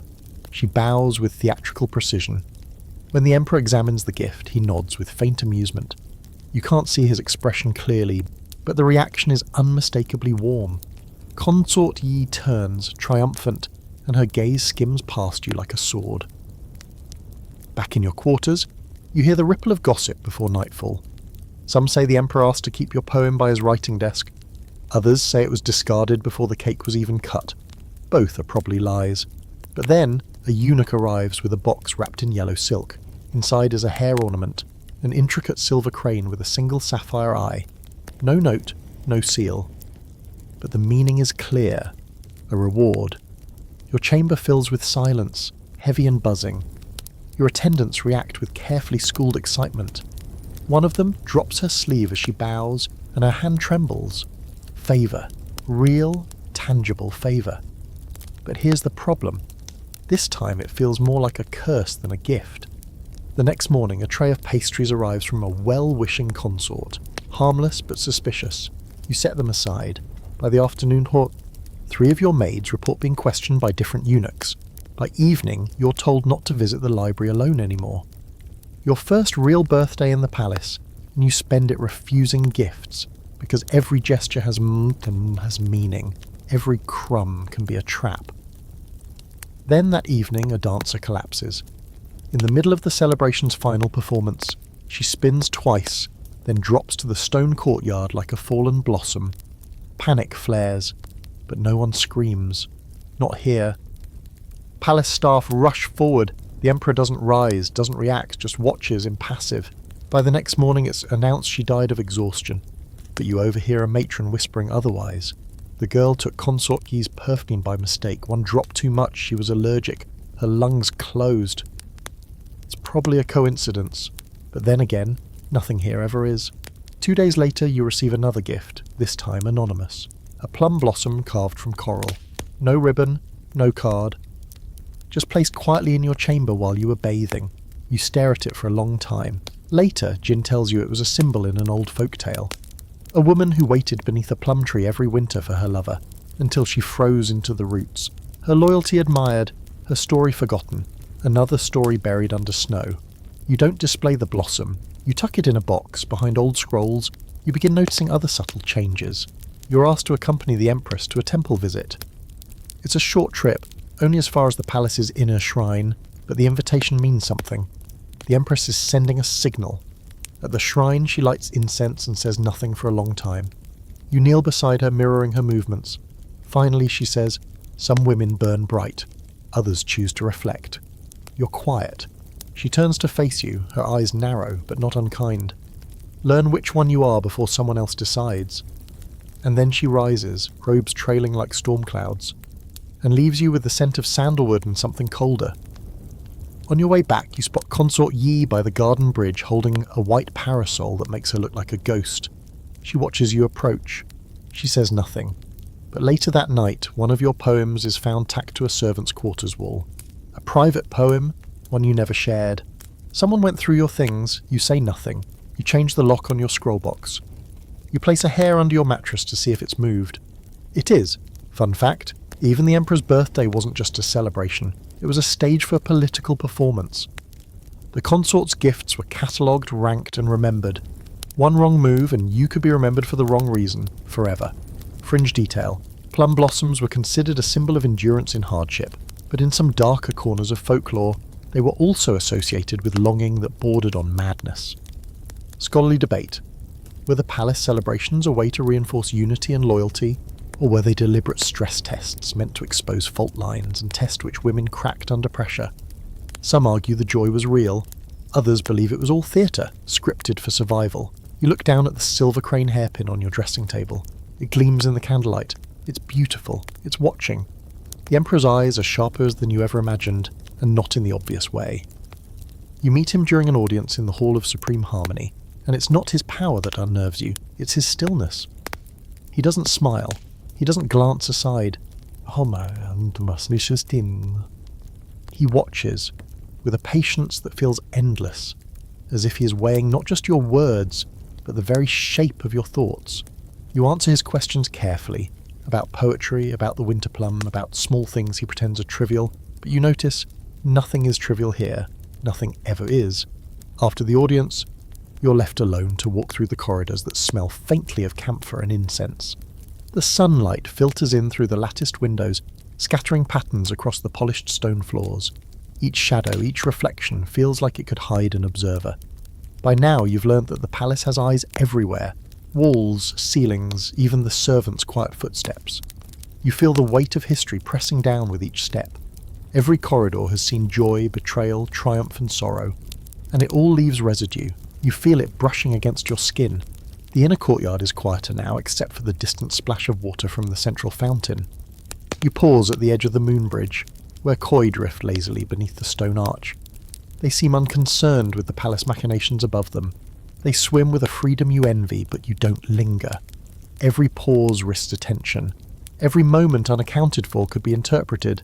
You've learnt this already, painfully. A servant approaches, whispering a note in your hand. You unfold it carefully, your fingers brushing the fine silk. No seal, no signature. Only 3 words. He notices still. The ambiguity makes your chest tighten. Favour is a dangerous thing.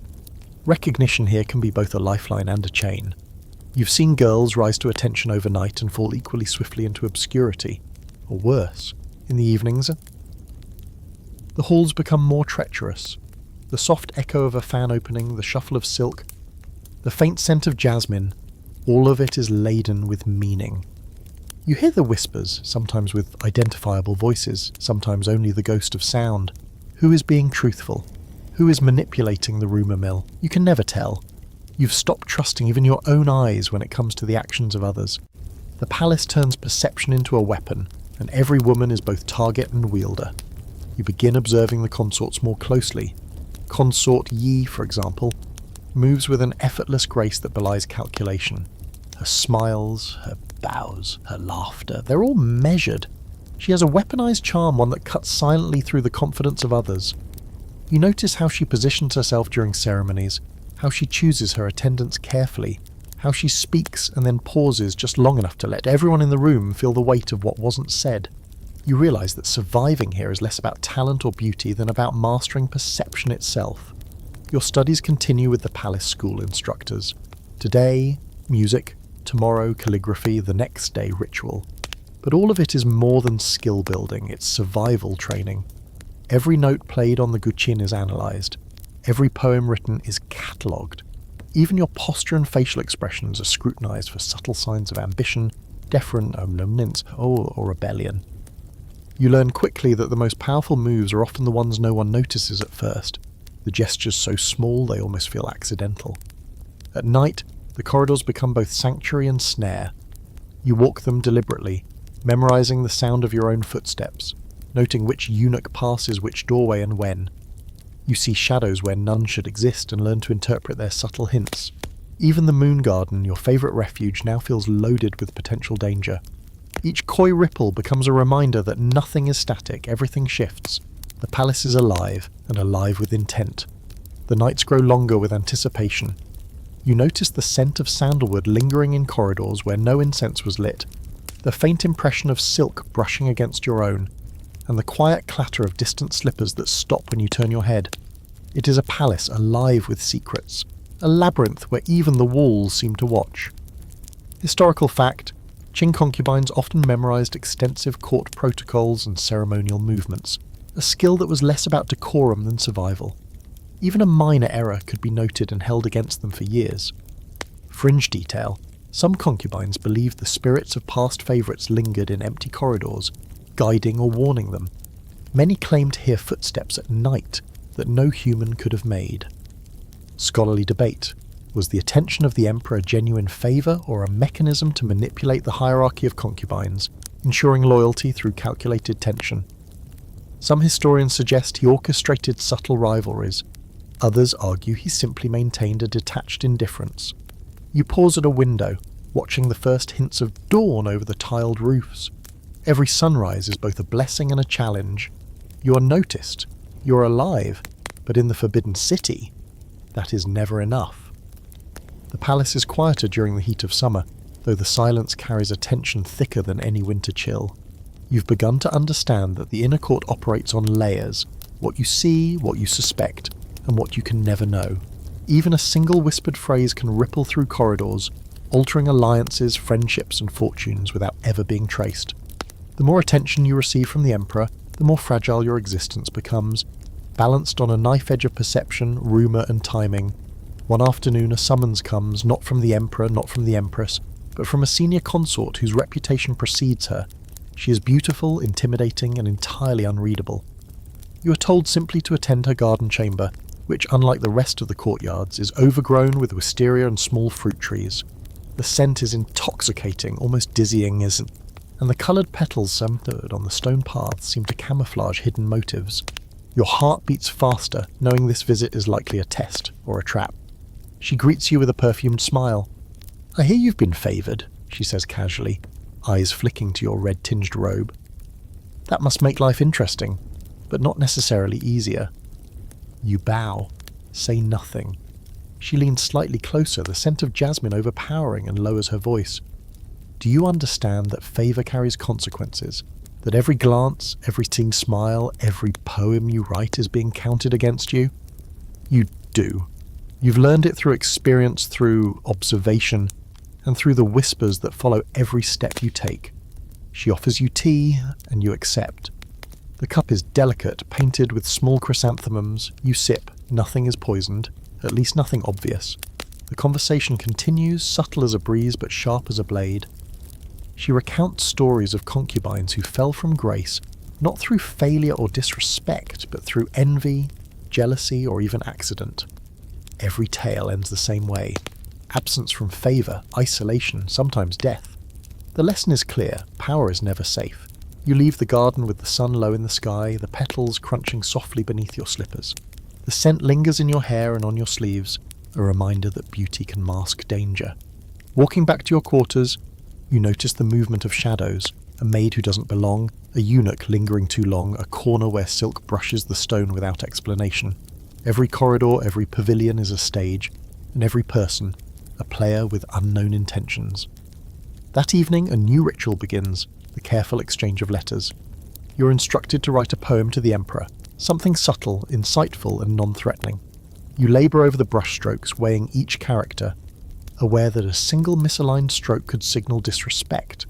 Jin assists, offering advice in hushed whispers, ensuring your intentions cannot be misinterpreted.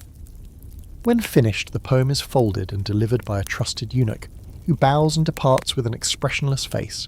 The act feels ceremonial, delicate, and yet loaded with risk. You've learnt that even seemingly minor gestures here can have repercussions for months or years. Days pass, and the attention you receive begins to draw whispers from the younger concubines. Some are open, Pretending admiration while hiding envy, others are silent, but you feel their calculations in every glance. The tension builds, and you begin to understand the subtlety of survival. Sometimes it is better to be unnoticed than praised, to blend in rather than shine, to hold back ambition and appear harmless while silently observing everything. Night brings a strange, oppressive quiet. You wander the moon garden, listening to the water ripple over stones and the distant echo of the palace settling into sleep. It is here, among the koi and wisteria, that you allow yourself a small thought, that perhaps you have begun to understand the palace, not just its beauty, but its mechanisms of control, fear, and power. And yet even here there is unease, a rustle of leaves, a shadow moving where it should not be. Someone, or something, is always watching. Historical fact, concubines' correspondence and poetry were often scrutinized by eunuchs or matrons to ensure loyalty and monitor influence. Letters were a subtle method of both communication and surveillance within the court. Fringe detail, some believed that the koi in palace ponds were trained to sense poison in gifts or water, symbolically reflecting the dangers hidden in seemingly harmless offerings. Scholarly debate: did palace rituals, poetry readings, tea ceremonies, garden visits empower women through subtle influence, or did they primarily function as tools of surveillance and control, keeping concubines in a state of perpetual tension? You sit by the edge of the koi pond, watching the water shimmer beneath lantern light. Each reflection seems like a story waiting to unfold, a mirror of power, fear, and silent ambition. You feel the weight of it all, but also a strange clarity. To survive here is to learn the language of shadows. The Emperor's attention comes unpredictably now, like a sudden summer storm. One moment he is absent for weeks, attending state matters or resting in chambers that feel farther away than the mountains outside the city walls. The next he appears in the inner courtyard, his presence quiet but undeniable, glancing briefly at you as though testing the air itself. You've learnt not to act startled, not to smile too soon, not to appear pleased or anxious. Every reaction is measured. Every heartbeat must be calibrated to survive. You are summoned to the Hall of Peaceful Reflection in the early evening, the corridors lit with lanterns that cast flickering shadows across the lacquered floors. Jin walks silently beside you, holding the lantern high. Though the path is familiar, it doesn't feel familiar. The palace changes with every step you take. New alliances forming, old tensions shifting like water under ice. You notice a shadow that lingers just behind a pillar. A servant who ducks away too quickly. Nothing escapes your eye anymore.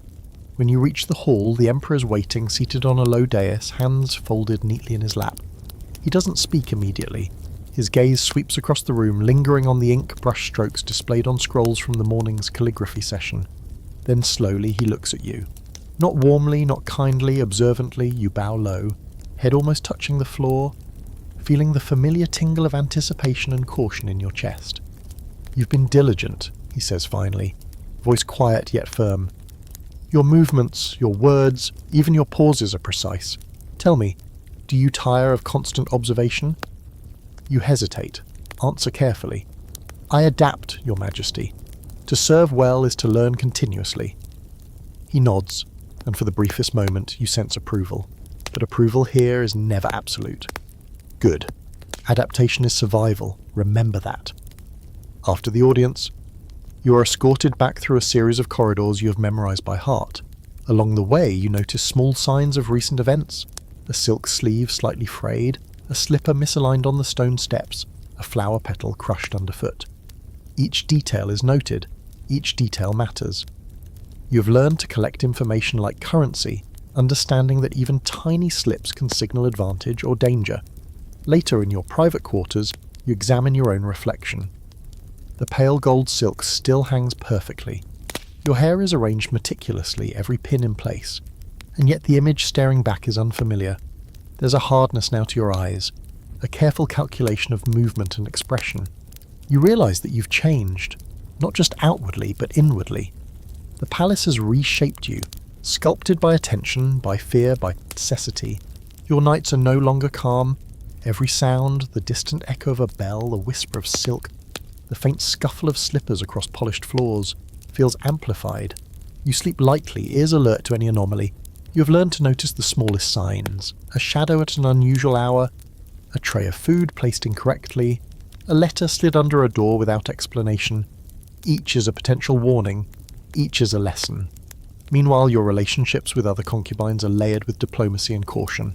Some greet you politely, but their eyes betray envy or suspicion. Others are more subtle, offering information or minor assistance only to test your reactions.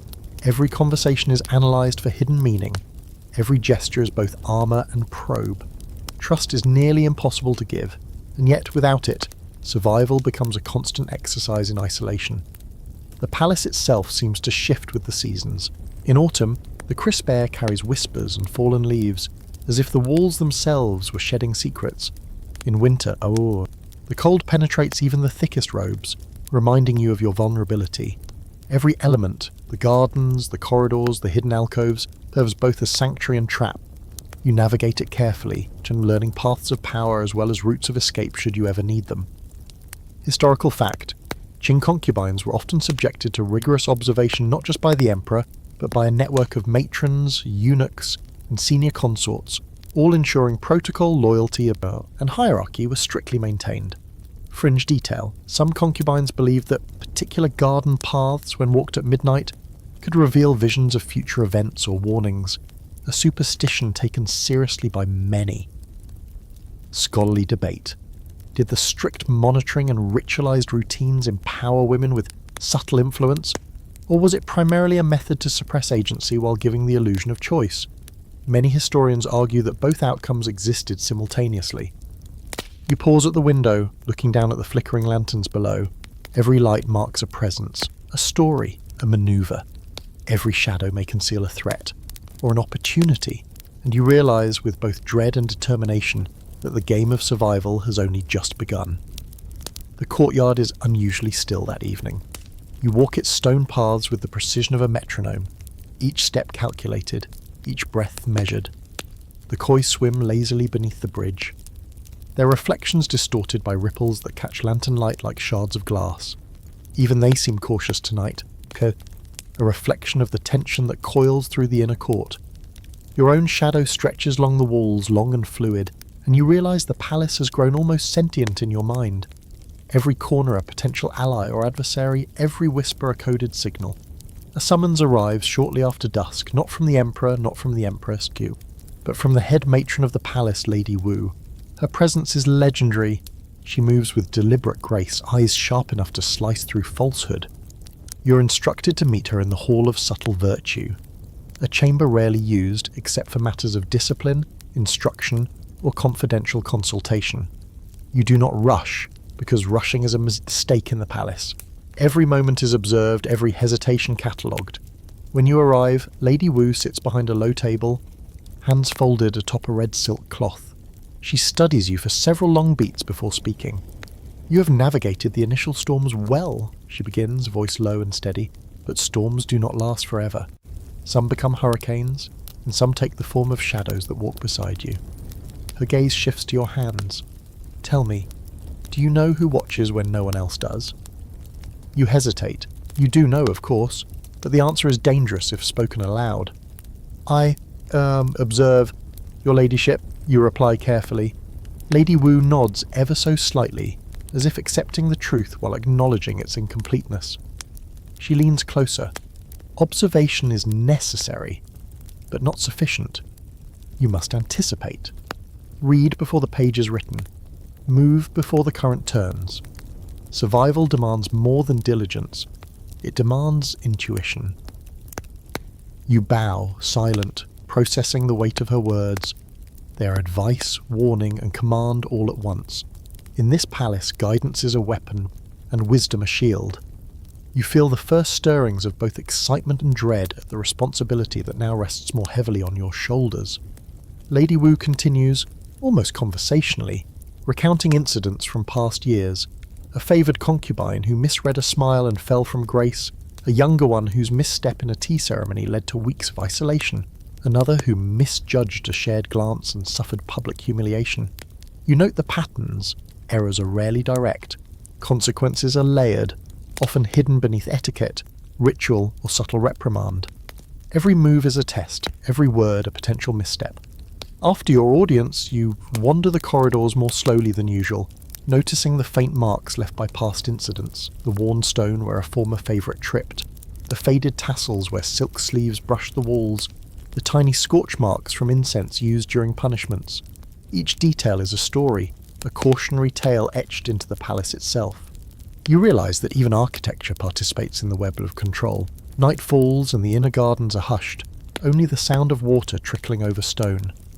You move along familiar paths but keep your eyes alert for anomalies. A shadow flits near the moon garden. A flower petal lies where it shouldn't, crushed underfoot. You make mental notes. Patterns matter here, more than immediate explanations. Historical fact, palace matrons were responsible not just for instruction but for surveillance. They monitored concubines' behaviour, mediated disputes, and ensured hierarchy remained intact, often wielding authority greater than some consorts. Fringe detail. Some concubines believed that certain hallways remembered footsteps, an eerie superstition that dictated when and where they walked, especially at night. Scholarly debate. Did surveillance and strict ritual in the inner court empower women with subtle agency, or did it primarily function as a mechanism of control? Many scholars assert that while some women leveraged this environment to exert influence, it was fundamentally designed to restrict autonomy. You pause at a corner, catching your reflection in a bronze mirror. The girl staring back is sharper, quieter and more deliberate than before. You adjust your robe and continue onward, aware that the palace is alive with watchful eyes and that your every decision, every movement, smile or pause is now part of an ongoing chess game. You are learning the rules, slowly, deliberately, and the stakes could not be higher. The Emperor's cold eyes become a constant presence in your thoughts, even when he is nowhere near. You feel them in every ceremony, every ritual, every moment of stillness as you walk past lacquered columns or pause by a courtyard pond. His attention, when it comes, is electric, like a sudden charge in the air. You've learned that the gift of notice carries weight far heavier than a physical token. One glance can elevate your status, or expose a flaw you didn't know existed. You carry yourself differently now, measured in every movement, every tilt of your head, every step across the polished stone floors. One afternoon you are summoned to the West Pavilion, ostensibly to assist with arranging ceremonial offerings for the Harvest Festival. The pavilion is quiet, airy and suffused with sunlight filtering through carved screens. You carry trays of lotus seed cakes and dried fruits, walking deliberately, careful not to stumble or misplace anything. As you place a tray before the higher consorts, your fingers brush a silk sleeve and you freeze. Every touch, no matter how accidental, could be interpreted. Every slip or hesitation can ripple through the court. You lower your gaze, bow slightly and retreat with perfect composure. Later you are called to the Emperor's chamber. He sits behind a low desk, examining a scroll. He doesn't look up immediately, but when he does, you feel the weight of his scrutiny. "You have adapted well," he says softly, voice smooth as ink on silk. "But adaptation is not enough. One must also anticipate." You nod, careful not to let your eagerness show. He gestures to the scroll. "This poem, your latest work, has caught my attention. Tell me, what were you thinking when you wrote it?" You choose your words carefully. "I wish to honour the seasons, Your Majesty, and reflect the balance of nature and duty." He studies your expression. There is no smile, no visible approval, just a faint inclination of his head. You understand that in this palace, even praise is a test. The next day, a minor scandal erupts. One of the junior concubines is accused of misplacing a ceremonial hairpin. The Emperor is displeased, and the girl is confined to her quarters for several days. You observe everything quietly, the way her attendants glance nervously, the way the senior consorts exchange knowing glances, the subtle calculations in the air. It reinforces what you already know. Survival depends on careful observation, patience, and an almost preternatural awareness of the currents around you. You spend the evening in the moon garden, the koi reflecting lantern light in gentle ripples. The air is cool and still, but the weight of the palace seems to press down in the shadows. You think about your position. Favoured enough to be noticed, but not untouchable. Clever enough to survive, but still vulnerable to accidents or schemes. Every glance, every gesture, every whispered word could shift the balance of power, in ways you cannot predict. Historical fact favoured concubines were often closely monitored by eunuchs and matrons to prevent indiscretions and ensure that any shifts in influence could be reported immediately to the emperor. Fringe detail. Some concubines kept tiny charms or trinkets hidden in their sleeves, believing they could protect against envy or evil spirits sent by rivals. The efficacy is dubious, but the practice was widespread. Scholarly debate. Did the emperor's favour provide true influence to concubines? Or was it a carefully maintained illusion designed to manipulate court dynamics and perpetuate rivalry?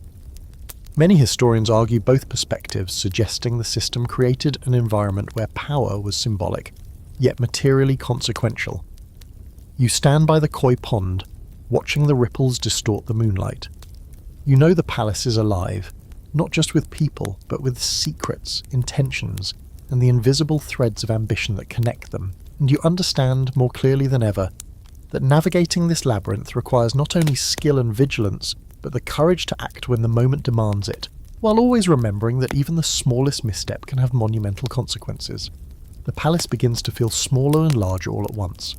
Smaller because every corner has become familiar, every corridor mapped in your mind like the lines of a secret manuscript. You know where the shadows gather, where the faintest echo of silk signals someone approaching, and which latticed windows reflect a movement too quickly to be casual.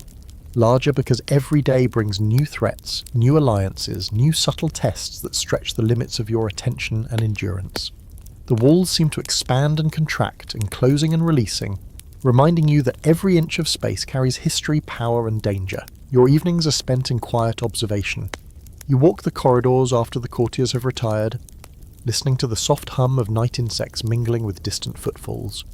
You notice patterns, the way a maid pauses at a corner, the timing of a eunuch's steps, the way a petal falls from a flower just as someone passes. Each small occurrence is recorded in your mind, catalogued as potential intelligence.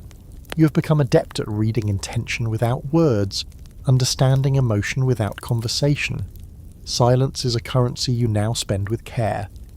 The emperor summons you more frequently. His appearance is becoming exercises in subtle testing. He asks questions that seem trivial, about your favourite ink, the arrangement of flowers in a scroll, the measurement of a shadow in the moonlight, but you've learned that even these are probes. One misstep, a word chosen poorly, a hesitation too long, and consequences ripple through the court. You answer deliberately, observing his reactions, adjusting tone and posture to balance deference with presence. It is exhausting, but you are learning the rhythm of power in this palace. Consort Yi remains a constant enigmatic presence. She watches you with a mixture of amusement and calculation, sometimes offering advice wrapped in mockery. "Do not let the fish in the pond see your fear," she says one afternoon, her tone light, though her eyes are sharp.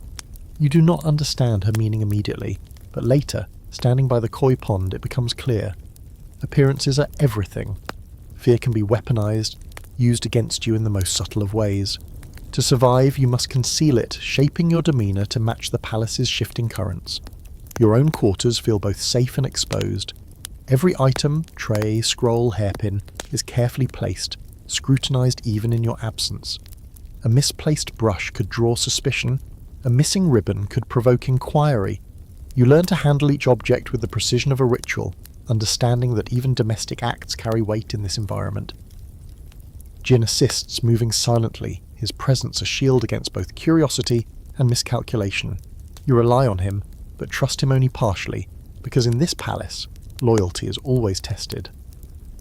Historical fact: the palace often trained concubines in observation and ritualized tasks to enhance discipline, social awareness, and readiness for the emperor's scrutiny. These exercises were integral to court life, blending protocol with subtle surveillance.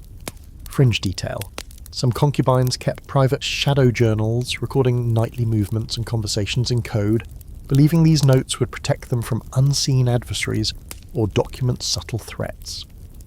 Scholarly debate: did such detailed observation empower concubines to wield subtle influence, or was it a method of surveillance designed to maintain strict control and hierarchy? Many scholars argue the system functioned as both, creating a delicate balance between autonomy and obedience. You pause on the stone bridge above the koi pond, watching the water ripple in gentle circles. The moonlight shimmers across the tiles, fractured into pieces like reflections of 1,000 hidden agendas. You feel the weight of knowledge settling in your mind, the realization that survival here is not about talent, beauty, or favor alone, but about understanding the invisible lines of power, navigating without misstep, and anticipating actions before they occur. The palace is alive, and you are now an active participant in its pulse, attuned to the rhythm, learning the cadence of observation, manipulation, and silent influence. A rare moment of quiet in the palace feels almost like a trap. You've learnt not to trust silence. Even in empty corridors, the air hums with the weight of unseen eyes. Tonight you move through the West Pavilion with calculated calm, noting the slight sway of lanterns, the faint rustle of silk in the shadows, and the rhythmic trickle of water from the fountain. Each sound is catalogued, each detail absorbed. The palace is speaking in whispers, and you've become fluent. A summons arrives in the form of a folded paper crane, delicately perched on your desk. No seal, no signature, only an invitation. The Empress requests your presence in the Hall of Lasting Virtue. Your pulse quickens. The Empress does not summon lightly, and every visit carries both opportunity and peril. Jin waits outside your chamber, expression unreadable, lantern in hand. He doesn't speak. You know better than to ask what it means. Some things are understood without words. The hall is quiet when you arrive. The Empress is seated behind a low table, arranging flower petals in a shallow basin of water. She does not look at you immediately, and you kneel carefully, head bowed, observing her movements. The petals float like fragments of calm, yet the tension in the air is palpable. Finally, she lifts her gaze. Her eyes, sharp and measured, assess you fully, weighing intention, composure, and awareness simultaneously.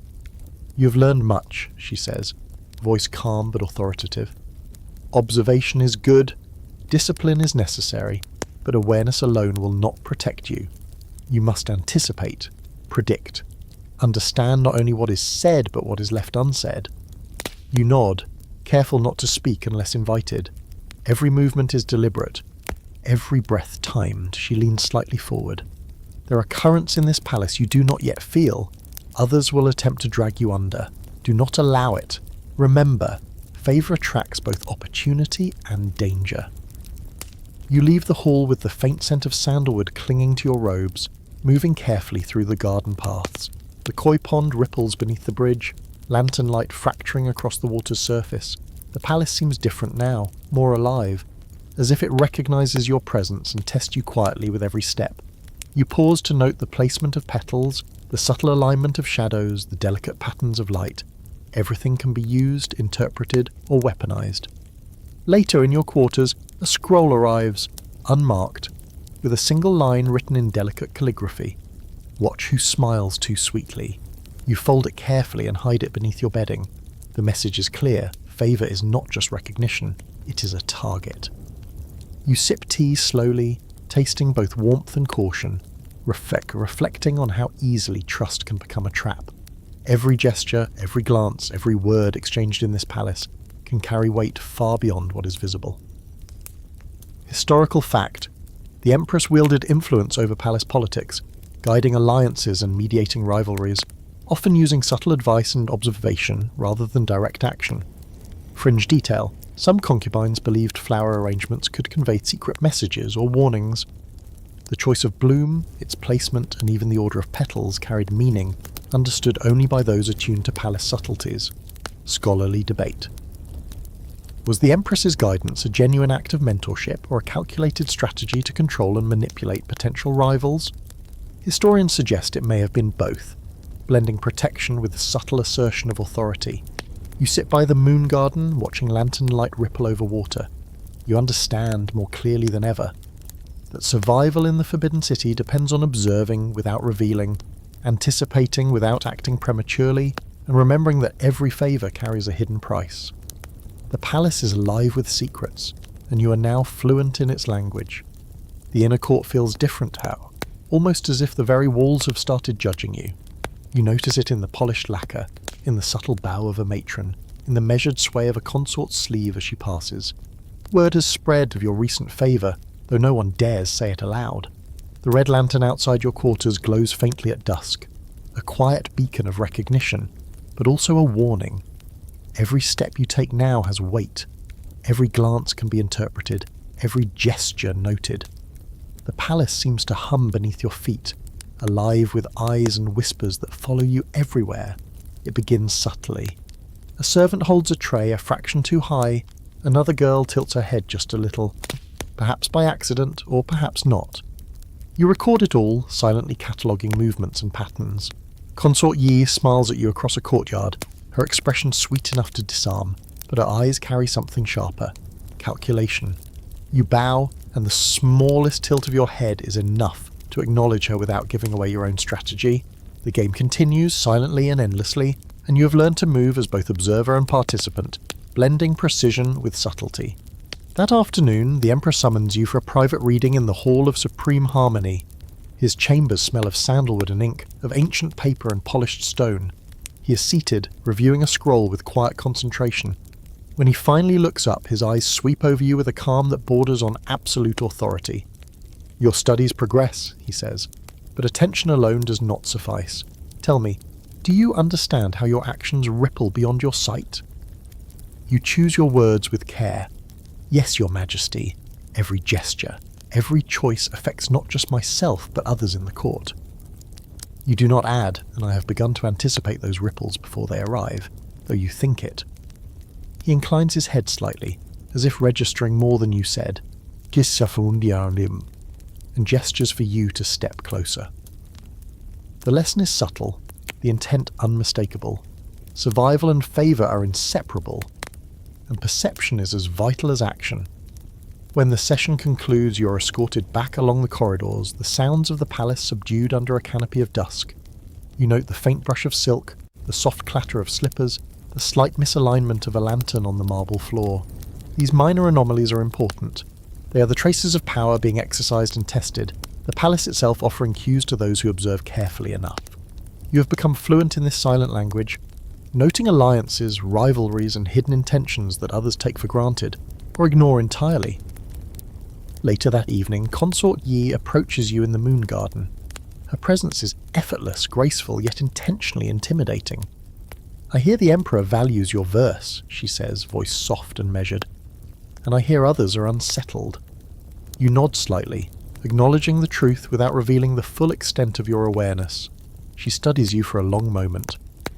Favour is a double-edged sword, she says. It elevates you, yes, but it also marks you. Watch who smiles too brightly and who lingers too near. Some will appear friendly, but only for a moment before shadows claim them. You take in her warning, storing it carefully. The palace teaches lessons in subtle increments, and each word, each gesture is layered with intention. You learn not just to act, but to read the atmosphere, to discern threats hidden in smiles, to interpret the tone of an unspoken word. Trust is rare, alliance is fleeting, and observation becomes both armour and weapon. Each step, each breath, becomes part of a choreography of survival, where precision matters more than impulse. At night, you sit by your koi pond, letting the water ripple beneath the moonlight. You consider the delicate balance you now maintain. Favour that raises your status, but exposes you to envy. Knowledge that allows anticipation, but brings paranoia. And vigilance that keeps you alive while isolating you from companionship. Even solitude is strategic. Friendships can be weaponized, loyalty manipulated, and weakness exploited. You are learning that the palace is as much a battlefield as any war the Emperor wages outside its walls. Historical fact. In the Qing Dynasty, concubines' favour could influence palace politics, affect succession disputes, and alter the balance of power between consorts, eunuchs, and court officials. Favour was rarely purely personal, it had political weight. Fringe detail, some concubines believed that placing a single folded paper crane in their room could protect against the envy of rivals or subtly warn allies of danger. The method was symbolic, unverified, and deeply superstitious. Scholarly debate. Was the Emperor's favour an instrument of empowerment or a method of control? Some historians argue concubines could wield subtle influence through favour, while others contend the system was designed to maintain hierarchy, enforce rivalry, and minimise autonomy. You watch the water ripple, and realise you have become fluent in the palace's silent codes. Favour is no longer simply a gift. It is a language, a strategy, and a risk. Every interaction, every observation, every breath you take carries consequence. Survival depends not only on skill or beauty, but on patience, perception, and the art of reading shadows before they move. And in this palace, the shadows never stop moving. Word count, 1099. Awaiting continue. Love in the Forbidden City is a curious thing. It is whispered about, suggested in a fleeting glance, hinted in gestures so slight they might be mistaken for routine. And yet it exists. Though not in ways that any outsider could understand, you feel it stir quietly within you, directed towards someone you are absolutely forbidden to love. The rules are clear. Consorts do not fraternize, bonds are transactional, and affection is measured by favour rather than feeling. And yet the heart refuses to follow protocol. It begins in small ways. You notice him in the gardens more often than necessary, not summoned, not in ceremony, but walking seemingly unobserved. His attention flickers briefly toward you, a pause that feels electric, a tilt of his head that could be casual or deliberate. You do not move hastily, you do not meet his gaze more than necessary, but the moment lodges itself in your mind. You carry it carefully as you would a delicate porcelain figurine, aware of the fragility of its presence. The nights are hardest.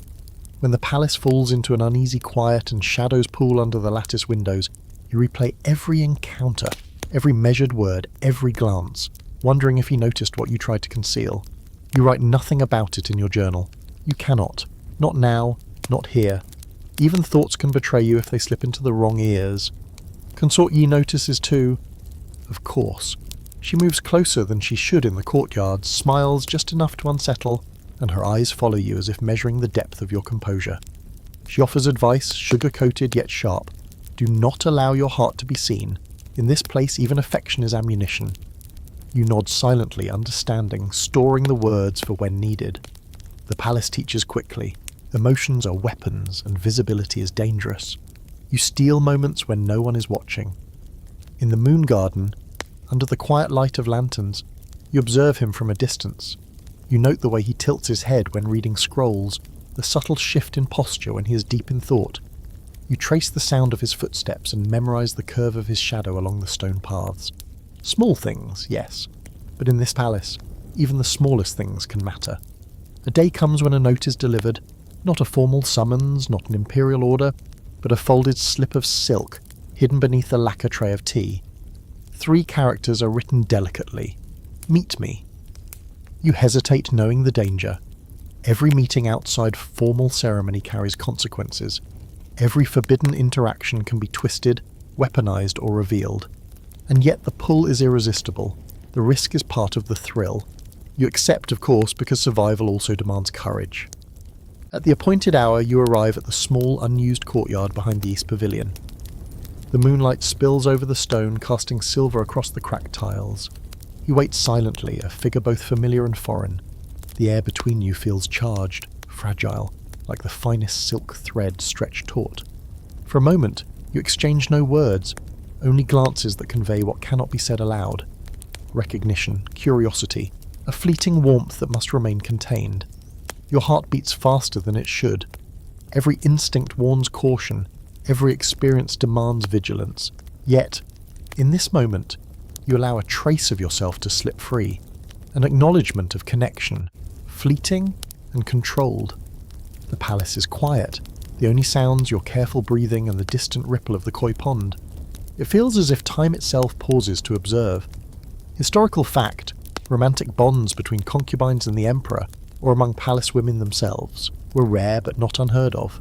These relationships were often deeply controlled, observed, and could have political ramifications. Fringe detail, some concubines believed in writing secret poems to their objects of affection, hiding them in courtyards or under stones to communicate love without detection. Many of these messages were never retrieved or were intercepted by rivals. Scholarly debate. Were emotional connections in the harem acts of genuine intimacy, or merely tools for influence and survival? Scholars argue both, noting that love could be strategic, performative, or authentic, sometimes simultaneously. You linger briefly, aware of the danger, aware of the consequences. The moment passes, as all moments must, and you retreat silently, slipping back through corridors that seem narrower. more watchful than before.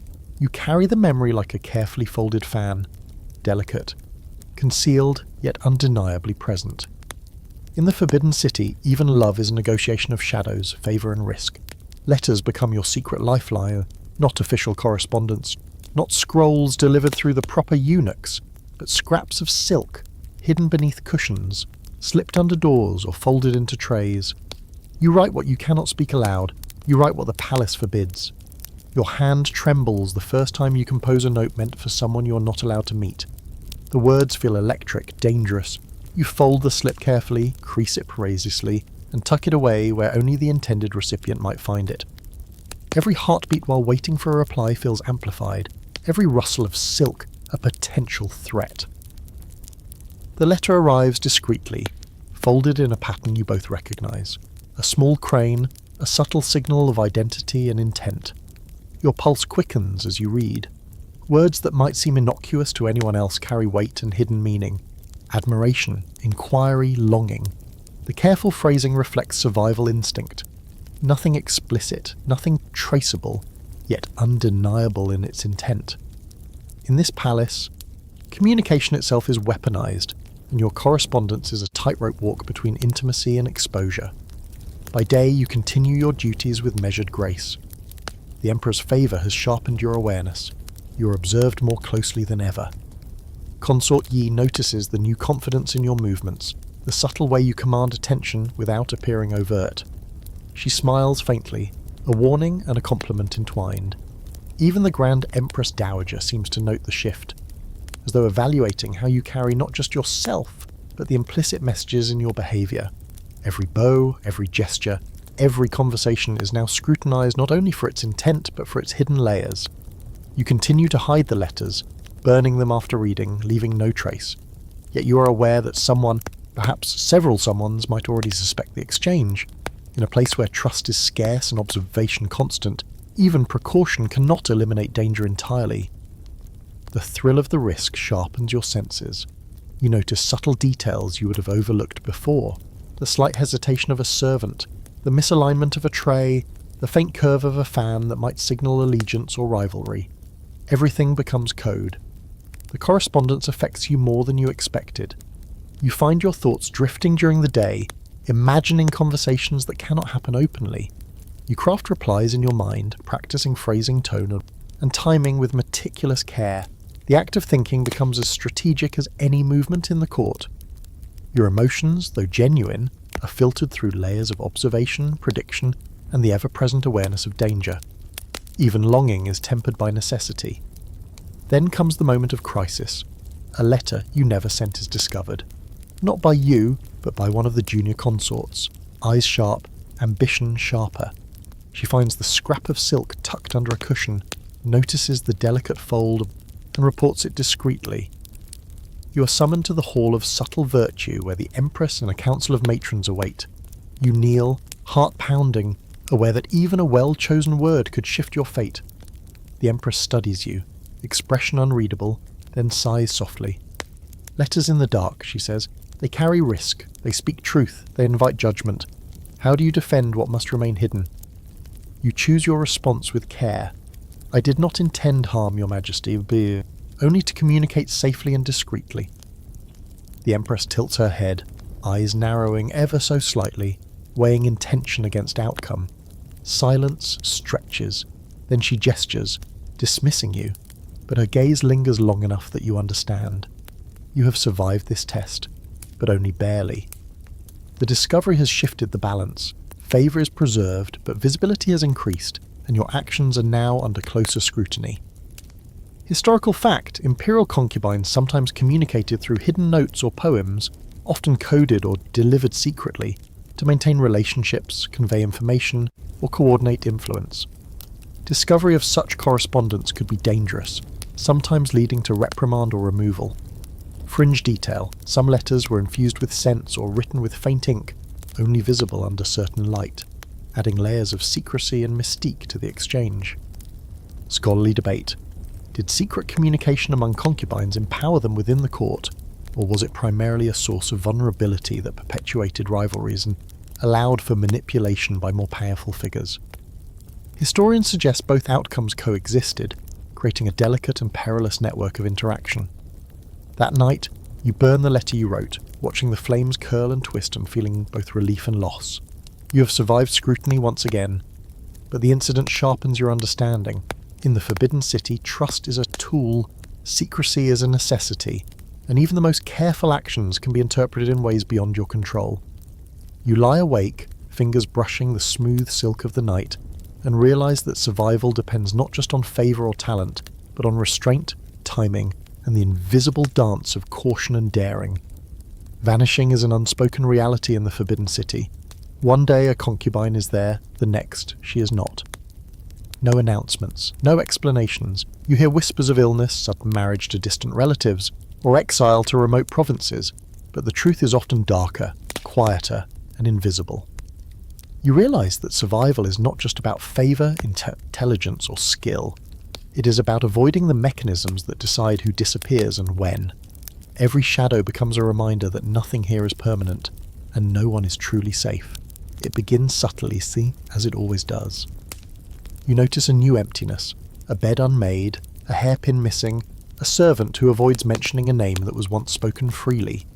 Even the walls seem quieter in places she used to frequent, as though they themselves mourn the absence. The palace retains memory, and the space left behind carries a weight heavier than you expected. You walk carefully, noting the echoes of her laughter, the lingering scent of her perfume and the faint ripple of silk that will never again move through these halls. You are summoned to the empress. Her chamber is calm, but her eyes carry the gravity of someone who has observed too much. She does not speak at first, letting the silence fill the room like a tide. Then she says softly, "Disappearance is never random. Sometimes it is mercy, sometimes it is warning, and sometimes it is both." You bow, uncertain what she implies, and she continues, "Your position is delicate. Observation alone is insufficient. Anticipate. Protect yourself. And remember, the walls have eyes, but also mouths." You leave her chambers, feeling the weight of her words settle like stone in your chest. Walking through the familiar corridors, you note the subtle adjustments made since the disappearance. Certain doors now locked, new attendants stationed in formerly quiet spaces, shadows that seem to linger longer than before. The palace shifts with every loss. Survival is about understanding these currents and moving within them, even as the memory of vanished women becomes a silent warning, echoing in every step you take. That evening you retreat to the moon garden. The koi swim in circles, oblivious to human politics. Yet even here you feel tension. A paper crane rests on the edge of the stone bridge. You recognize the placement. It was not accidental. Someone is signalling, perhaps a warning, perhaps a test at least. You pick it up, fold it carefully, and hide it in your sleeve.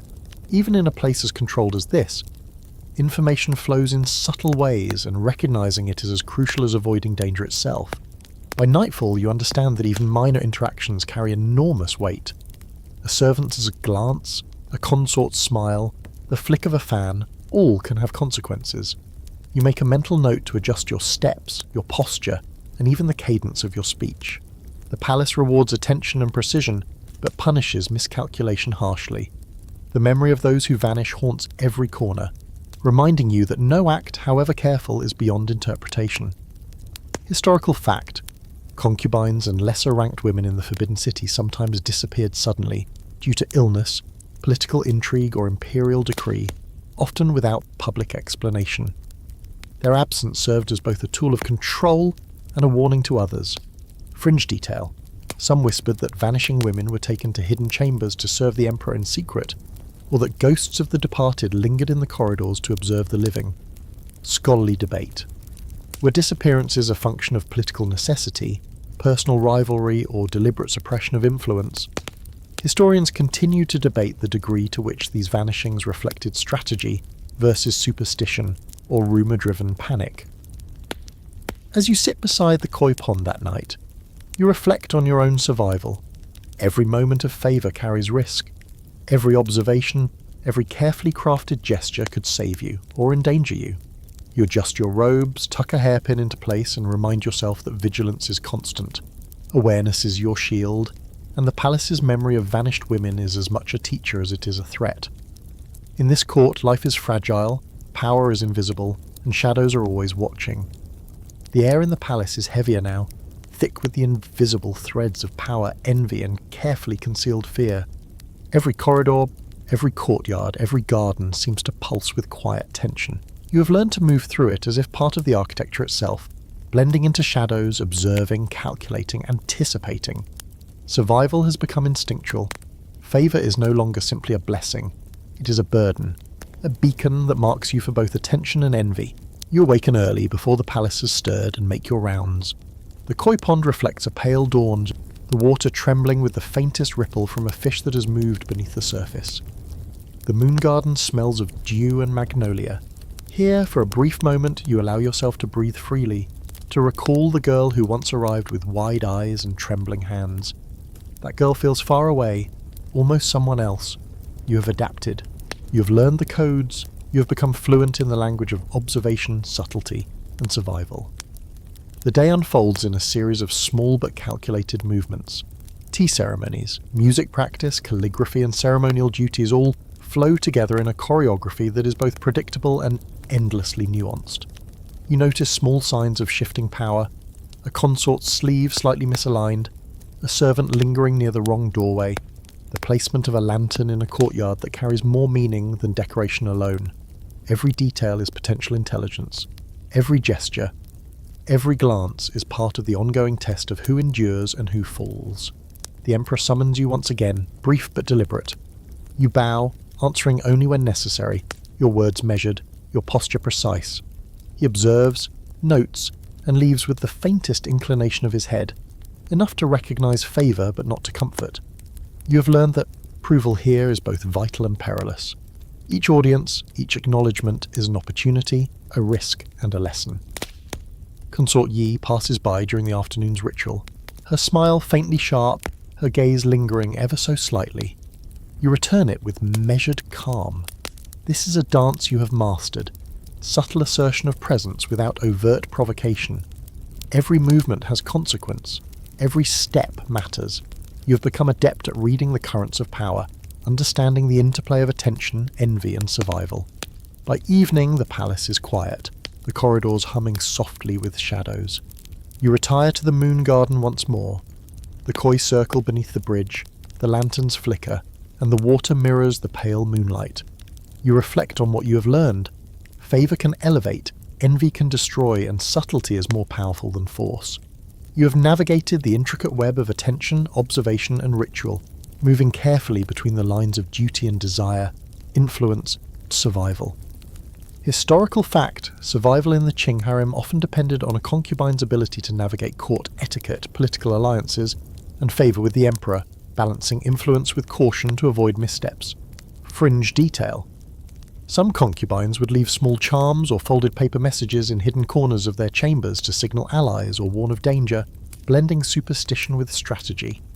Scholarly debate. Was the harem an environment that empowered women to wield influence? Or was it a system designed to enforce rivalry and obedience? Evidence suggests both occurred simultaneously, creating a complex hierarchy of subtle power and perpetual caution. You sit quietly as night falls, watching the gentle ripple of the pond and the shadows dancing across stone paths. You understand now that the palace is not simply a home, it is a crucible, shaping every thought, gesture, and breath. You have survived, adapted, and learned the rhythms of observation, subtle influence, and vigilance. The lessons are harsh, the risks constant, but in this court, knowledge and awareness are the only weapons that guarantee endurance. You run your fingers along the smooth stone of the bridge, feeling the pulse of the palace in every step. You are no longer the wide-eyed girl who arrived. You are a navigator of shadows, a reader of whispers, and a survivor of one of the most intricate courts the world has ever known. And so the story draws to a close, not with fireworks, not with revelation, but with the quiet understanding that survival in the Forbidden City is a lifelong art. You have moved through corridors alive with secrets, witnessed rituals designed to test, navigated favours that are as dangerous as they are coveted, and learned that even intimacy is laden with risk. You have seen rivalries so subtle they could slice invisibly through flesh and alliances so delicate they exist only in the unspoken.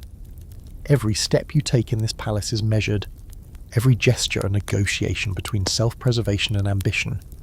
You reflect on the vanished concubines, the whispered warnings, the folded paper cranes and silk letters, and the invisible power they wielded. In this world, knowledge is survival, silence is a shield, and observation is a weapon. Favour can elevate you, but it also exposes you. Even the smallest misstep can ripple outward with devastating consequences. You have learned the codes of the court, the language of glances, gestures, and hidden signals, and you understand that in the harem everything has meaning, everything is noted, and everything carries weight. And yet, despite the tension, the strategy, and the constant vigilance, you feel a strange clarity. You have learned not just to exist, but to navigate, to anticipate, and to endure. You have become fluent in the language of the palace, a silent interpreter of shadows, a reader of intentions, and a survivor in one of history's most intricate and dangerous courts. The Forbidden City, with its beauty, secrecy, and endless tests, has shaped you, sharpened you, and left you wiser than you ever imagined.